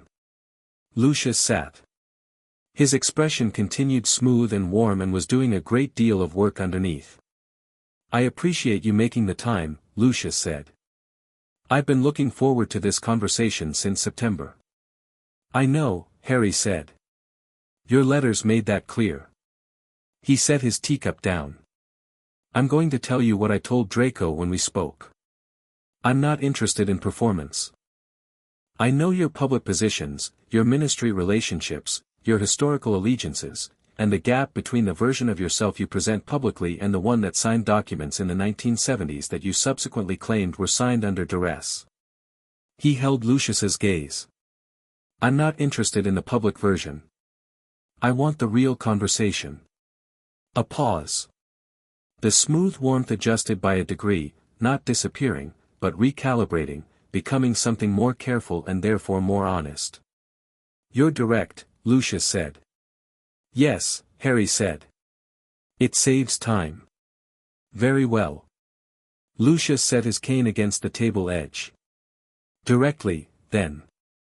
You are, as of September, the most significant figure in magical Britain. Possibly in wizarding Europe. The designation you carry supersedes every existing authority structure, legally, magically, and historically. Every major faction, the Ministry, the old families, Dumbledore's people, and those who supported the Dark Lord, is currently deciding how to position itself relative to you." He looked at Harry steadily. "I am here to tell you that my family wishes to be positioned well." "I know," Harry said. "The question is what that means." "It means," Lucius said, "that the Malfoy family's considerable resources, our ministry access, our social network, our historical relationships with the continental magical families, are available to you. In exchange for," he paused, "a degree of goodwill. And security." "Security," Harry said. "For decisions made in a previous era," Lucius said. The phrasing was careful. The eyes behind it were not. "There are those who would revisit those decisions, given a change in the broader structure." Harry looked at him for a long moment. "You're asking me to use my authority to protect you from accountability," Harry said. Not accusingly. Flatly. "I'm asking for consideration," Lucius said. "The war is 10 years past. The people who suffered in it, are still suffering," Harry said. "Frank and Alice Longbottom are still in St. Mungo's. The families of those killed are still managing the loss. 10 years is not a long time for that kind of wound." He paused. "I'm not here to reopen trials. That's not my function. But I'm also not here to grant amnesty in exchange for political support. That's not something I'm willing to do." Lucius was very still. The smoothness had dropped several layers. What was underneath it was sharper and more real, and Harry found he respected the sharper version more than the smooth one. "Then what are you offering?" Lucius said. "The same thing I offered Draco," Harry said. A real relationship, not a transactional one. I'll treat you as your own person making your own choices in the present, not as a fixed point defined by your past. In exchange, complete honesty. No maneuvering, no proxies, no performing a version of yourself at me. He held Lucius's gaze. And if I ever discover that you've resumed activity in support of Voldemort's return, and he is returning, Lord Malfoy, in some form, it's already in motion, I will deal with that with the full weight of everything I carry. Not through the ministry. Directly. The room was very quiet. Lucius looked at Harry across the table and Harry looked back, and what passed between them in that silence was the real conversation, the one that didn't need words because both of them understood perfectly what was being communicated. Harry was not threatening. He was clarifying. The distinction was that a threat was conditional on fear and Harry had no fear in him, none at all, and Lucius Malfoy, who had made a career of reading rooms and people and the structures of power, could feel its absence. You are nothing like I expected, Lucius said finally. 6, Harry said. Lucius blinked. I beg your pardon. Nothing, Harry said. Yes or no, Lord Malfoy. Real relationship, honest terms, no maneuvering. Yes or no. Another pause. Then something shifted in Lucius Malfoy's face, not warmth, nothing as simple as warmth. Something more complicated. The expression of a man who had operated in a world of management and performance his entire life suddenly confronted with someone who had simply opted out of it and was offering him the same exit. Yes, Lucius said. Harry picked up his tea. Good, he said. Tell me about the continental families. Specifically the French delegation that attended the Ministry Summit in December. I've been reading the reports but I'd like your actual assessment. Lucius blinked again. Then, slowly, he picked up his own tea. And they talked. February moved fast. The system's sense of soon had become a constant, a low warm note underneath everything else, and Harry tuned to it the way you tune to a sound you've been expecting. He was ready. All three of them were ready. He'd given Neville his father's wand in the first week of February, in the small third-floor room by the fireplace, with Hermione present and the door closed. He'd explained what it was without ceremony, handed it across without setup, and watched Neville hold it.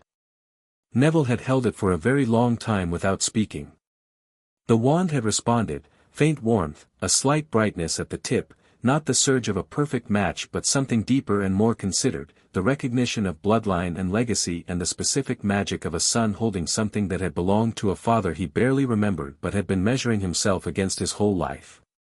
When Neville looked up his eyes were bright and he didn't apologize for it. He was a great Auror, Harry said. You're going to be something different. But the house that made him is the same house that made you. Neville looked at the wand. Gran told me, over Christmas, she actually sat down and told me about him. What he was like before. He paused. He used to make voices for all the portraits in their house. Gave them all different personalities. The painted Lady Longbottom from 1750 apparently had a Cockney accent. Harry laughed. A real one. He sounds brilliant, Harry said. He was, Neville said. He closed his hand around the wand. I'm going to visit them. After this year. St. Mungo's. Gran offered to take me. He looked at Harry. She never offered before. Good, Harry said simply. Neville kept his father's wand. It moved toward its conclusion on a night in late February when the snow was finally thinning and the first suggestion of spring was somewhere in the air, not warm yet but different, a change in quality, the held breath of winter beginning to release. Harry woke at 2 a.m. with the system doing something he'd never felt it do before. Not warmth. Not caution. Not recognition. Urgency. He was out of bed before the feeling had finished translating into conscious thought, and he had his wand in his hand and his robes on and he was pulling the invisibility cloak from his trunk when Neville's curtains opened. It's time, Neville said. He was already dressed. He had his wand, his father's wand, in his hand. "How did you know?" Harry said. "The ivy went silent 20 minutes ago," Neville said. "All of it?" "At once." Hermione was in the common room. She had a bag over her shoulder and spellwork for the advanced student under her arm, and she looked at both of them with the focused calm of someone who had been ready for this for weeks and was glad the waiting was finally over. "Quirrell's gone," she said. "I charmed a monitoring spell on his office door last week. It just triggered." Harry looked at them both. Neville with his father's wand and his spine straight and his eyes steady. Hermione with her notes memorized and her mind the sharpest instrument in the building and her courage quiet and complete. "Stay close," Harry said. "And trust your instincts. Both of you." He didn't say be careful. They knew to be careful. What they needed to hear was that he trusted them, and he'd said it with trust your instincts because that was more true and more useful. They went. The three-headed dog was asleep. Deeply, completely asleep, the harp in the corner still playing, but the enchantment on it different than the last time Harry had seen it, stronger, deliberately cast, recently renewed. Someone had put it there tonight specifically. Harry stood at the edge of the room and reached out through the system and felt the shape of what Dumbledore had done. He'd renewed the harp. He'd known tonight was the night. He was, as promised, close. Not here, somewhere above, or nearby, positioned. Present in the specific way of a man who kept his word. Harry felt something in his chest that was not the system and was simply, straightforwardly, gratitude. The trapdoor opened. They went through. The descent was not what any of them would have designed, which was probably the point. The devil's snare was immediate and total and completely dark, the plant pouring around them with the decisive enthusiasm of something that had been waiting in the dark for months.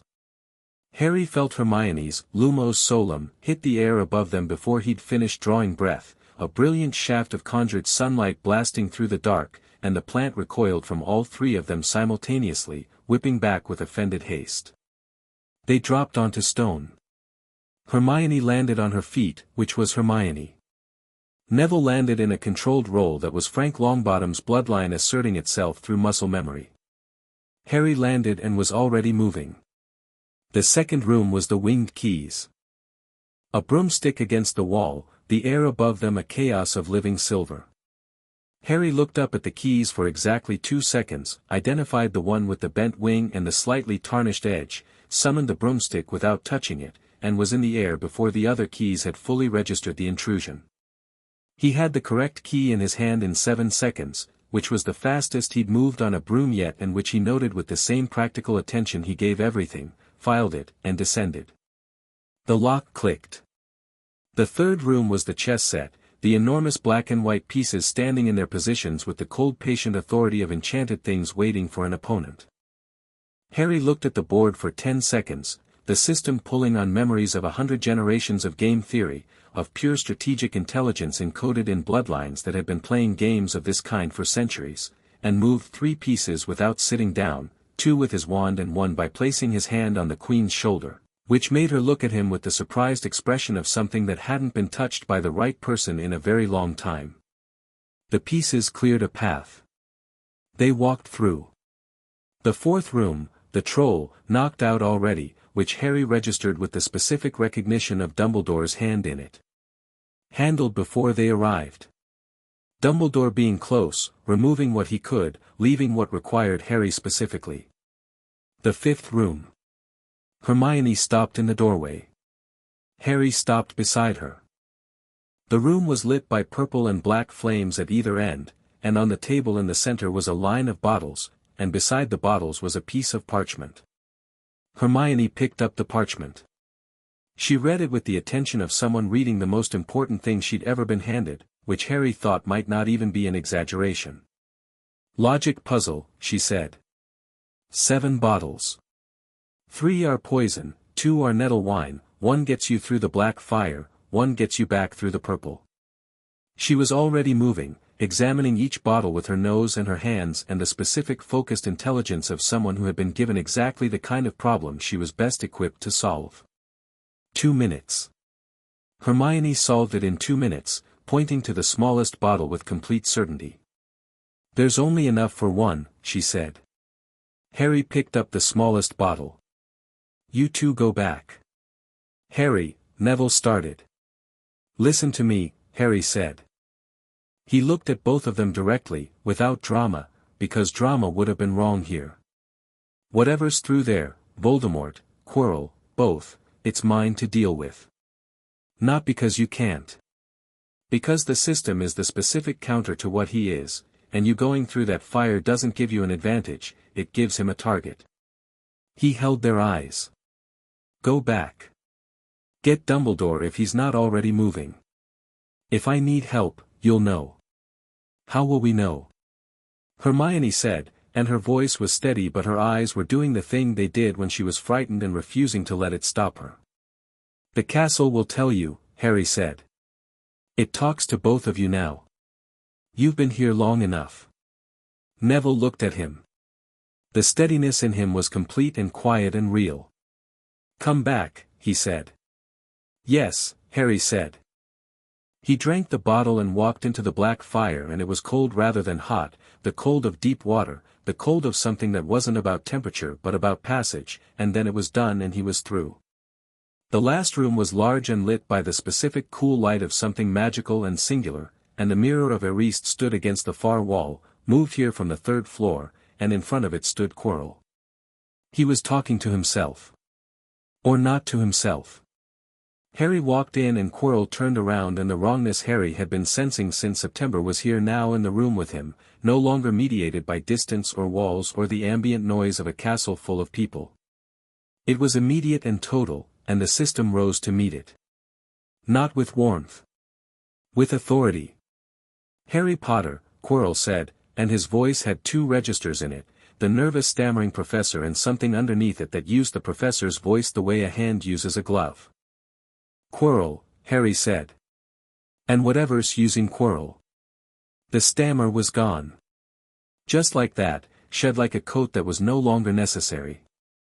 Quirrell's posture changed, straighter, the nervousness replaced with something colder and more precise. You've known, Quirrell said. Since September, Harry said. He walked further into the room, not because he needed to close the distance but because standing at the threshold was a choice and he didn't choose it. You've been trying to get through the protections for months. You've been redirected several times. Did you notice? A pause. Then, yes. I noticed.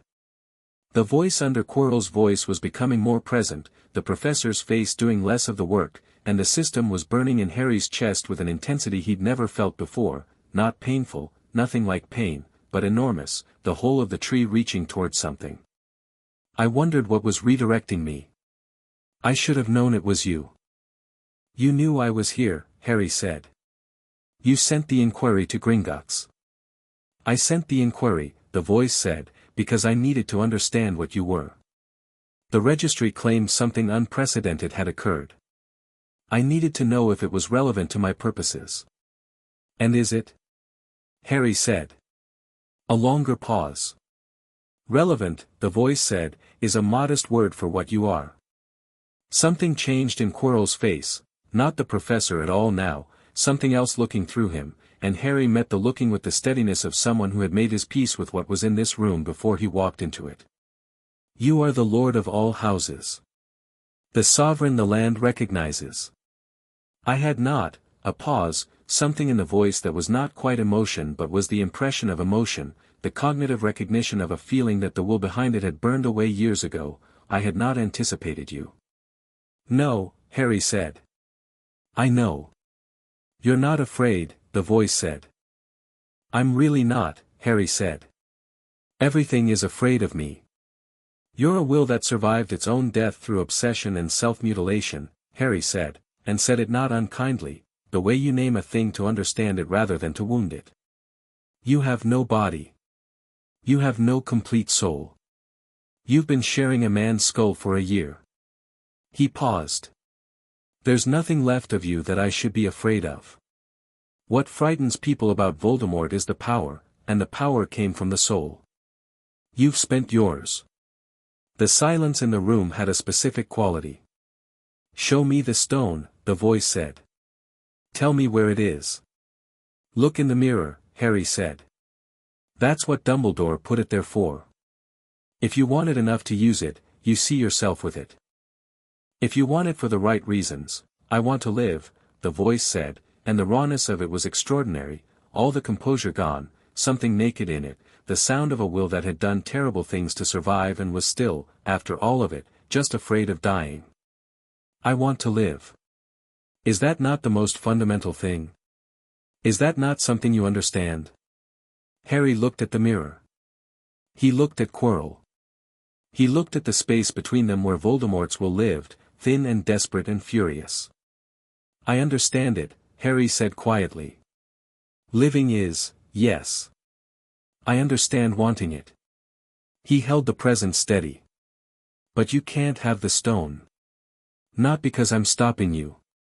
Because you can't use it. Whatever you've done to yourself, the soul doesn't reassemble after what you've done to it. The stone can extend life. It can't manufacture it from pieces." "You don't know that," the voice said. "The system does," Harry said.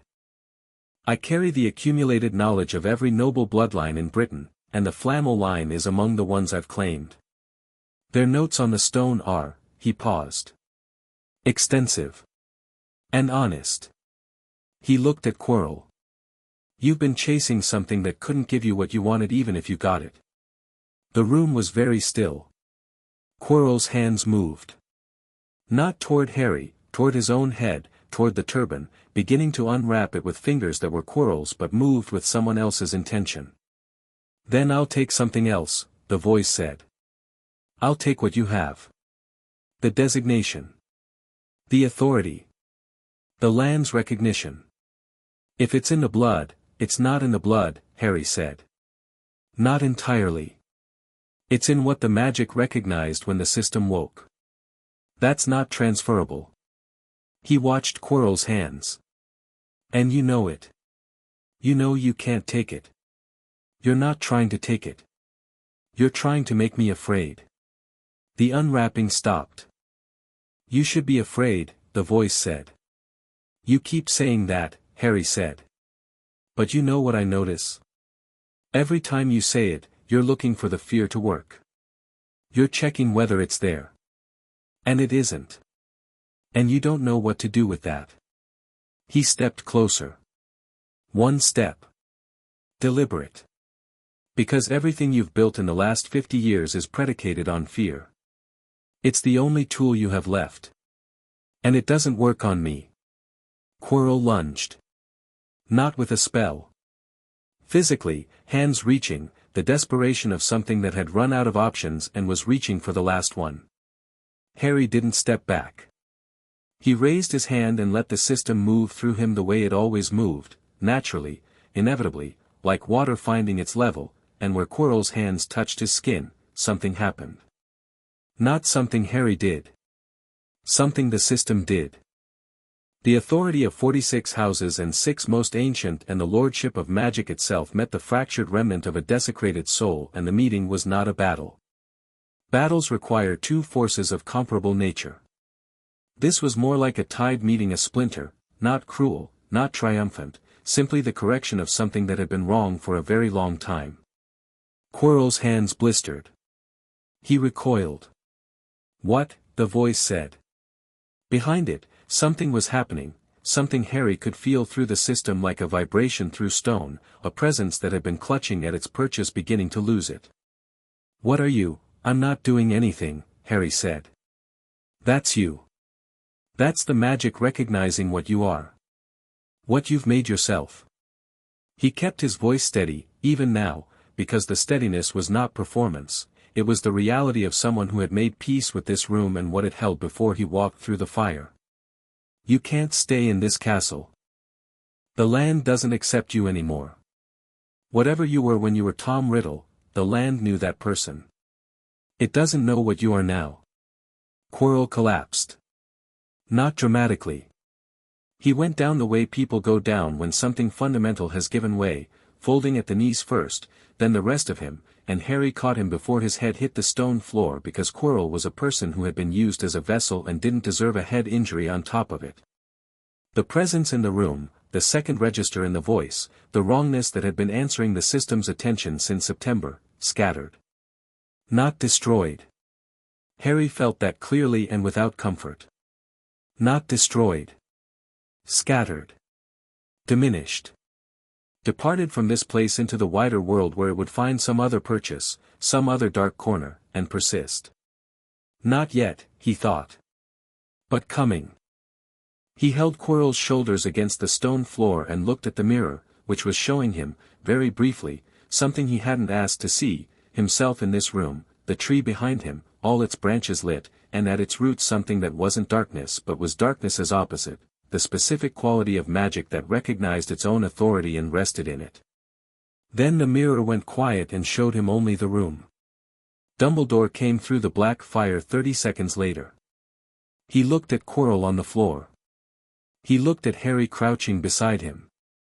He looked at the room, intact, unburned, no obvious signs of a catastrophic magical confrontation, with an expression that was working through several things simultaneously, all of them real. Harry, he said. He needs the hospital wing, Harry said. The presence has left him. He'll need, he thought about what Quirrell would need, a very good healer and a great deal of time. Dumbledore came forward and crouched and put his hand on Quirrell's forehead, and the diagnostic glow of his magic was warm and blue and thorough. Yes, he said. Yes, he will. He looked up at Harry. The stone. Harry looked at the mirror. The mirror showed him Dumbledore, with a small amber bottle in his pocket that Harry knew, through the system, was there, had been there since Dumbledore walked into the room, conjured out of the protection layers as intended, the stone safe in his keeping. You already have it, Harry said. Dumbledore looked at him. Then at the mirror.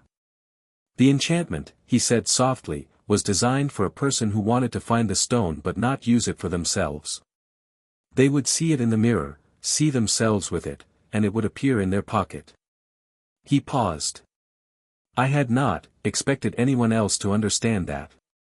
Something moved across his extraordinary face. What did you see just now? The tree, Harry said. And the room. Not the stone. No, Harry said. The stone isn't what I want. Dumbledore sat back on his heels, an old man in a room where something had ended and something else had begun, and he looked at Harry with an expression that Harry had not seen from him before and which he thought very few people had ever seen from him, simple, unmanaged, complete regard. No, Dumbledore said. I don't imagine it is. He reached into his pocket. Held the stone in his palm, amber and ancient and almost luminous in the cool light of the room. Nicholas has agreed to have this destroyed. I'll be visiting him this week. A pause. It was always meant to be temporary. Everything that extends life beyond its natural reach is, in the end, a borrowed thing. Yes, Harry said. Dumbledore looked at him. You told him, Voldemort, that the stone couldn't give him what he wanted. That the soul doesn't reassemble. Yes. You're certain of that? Harry thought about the resurrection stone in its box in the Gringotts vault. The choice he'd made in October to leave it there until he understood it. The mirror and what it hadn't shown him. Yes, he said. Some things can't be undone. But they can be reckoned with. That's different. Dumbledore was quiet for a long moment. Then, Tom Riddle was, when I first met him, a brilliant and damaged boy.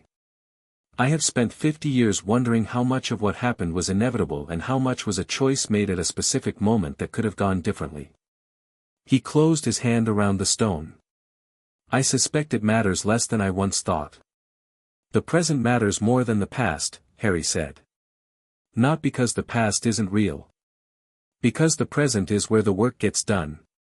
Dumbledore looked at him with something that was not quite a smile and not quite something else, a compound expression, genuine and layered and very old. Your mother, he said, used to say something similar. She had very little patience for people who used history as an excuse. Harry held this quietly. "I know," he said. "I've been told." They brought Quirrell to the hospital wing between them, which was an image that the Portrait Network would discuss for years, the headmaster and the first-year lord walking together through the midnight castle with a prone professor floating between them, neither of them hurrying, the castle's torches brightening slightly as they passed. Madame Pomfrey received Quirrell with the focused efficiency of someone who had seen many things and was determined that none of them would surprise her for more than 3 seconds. Harry gave her a complete account of what had happened and answered her questions with the same practical directness he brought to everything, and she looked at him at the end of it with the expression of someone deciding whether to tell a first year to go back to bed or to offer them tea. She offered him tea. Hermione and Neville were in the corridor outside. Of course they were. Harry pushed through the infirmary door and they were both there, Hermione sitting on the stone floor with her back against the wall and Neville standing with his arms crossed and both of them looking at him with the specific attention of people who had been sitting in a corridor for an unknown amount of time being very calm and not discussing how not calm they were. "You're all right," Hermione said. It was not quite a question. "Yes," Harry said. Neville let out a breath. "We went back like you said," he said. "We found Dumbledore. He was already in the corridor, which, you knew he would be." "Yes," Harry said. "He told us to wait here," Neville said. "We waited here. The ivy talked to me the whole time," Neville added. "Very helpful. Very chatty, actually. I didn't know ivy had that much to say." Harry looked at them both. He thought about the mirror. The hall full of people. The tree, alive and real and his. He thought about Worth It and the difference between power and responsibility and what it felt like to be seen by something very old and very patient that had been waiting for him to be ready. He sat down on the stone floor between them. They sat there, all 3 of them, in the corridor of the hospital wing while the castle breathed around them and the torches burned warm and Madame Pomfrey moved behind the door with efficient purpose and somewhere above them Dumbledore was in his office with the stone in his pocket having a conversation with a portrait that Harry suspected was the silver-haired witch who had nodded at him in September. "It's not over," Harry said. "No," Hermione said. "He's still out there. Somewhere. He'll come back," Neville said. "Eventually." "Yes," Harry said. "He will. And when he does, we'll be ready for that too." They sat with it. The certainty of it. Not dread, something more honest than dread. Preparation. The specific, grounded readiness of people who had been through something real and had come through it intact and knew the difference between the end of a chapter and the end of a story. "Go to sleep," Harry said finally, when the corridor had been quiet long enough to feel restful rather than tense. "You first," Hermione said. "I will in a minute," Harry said. She made a sound that communicated extreme skepticism about this timeline. Neville made a sound that agreed with her skepticism. Neither of them moved.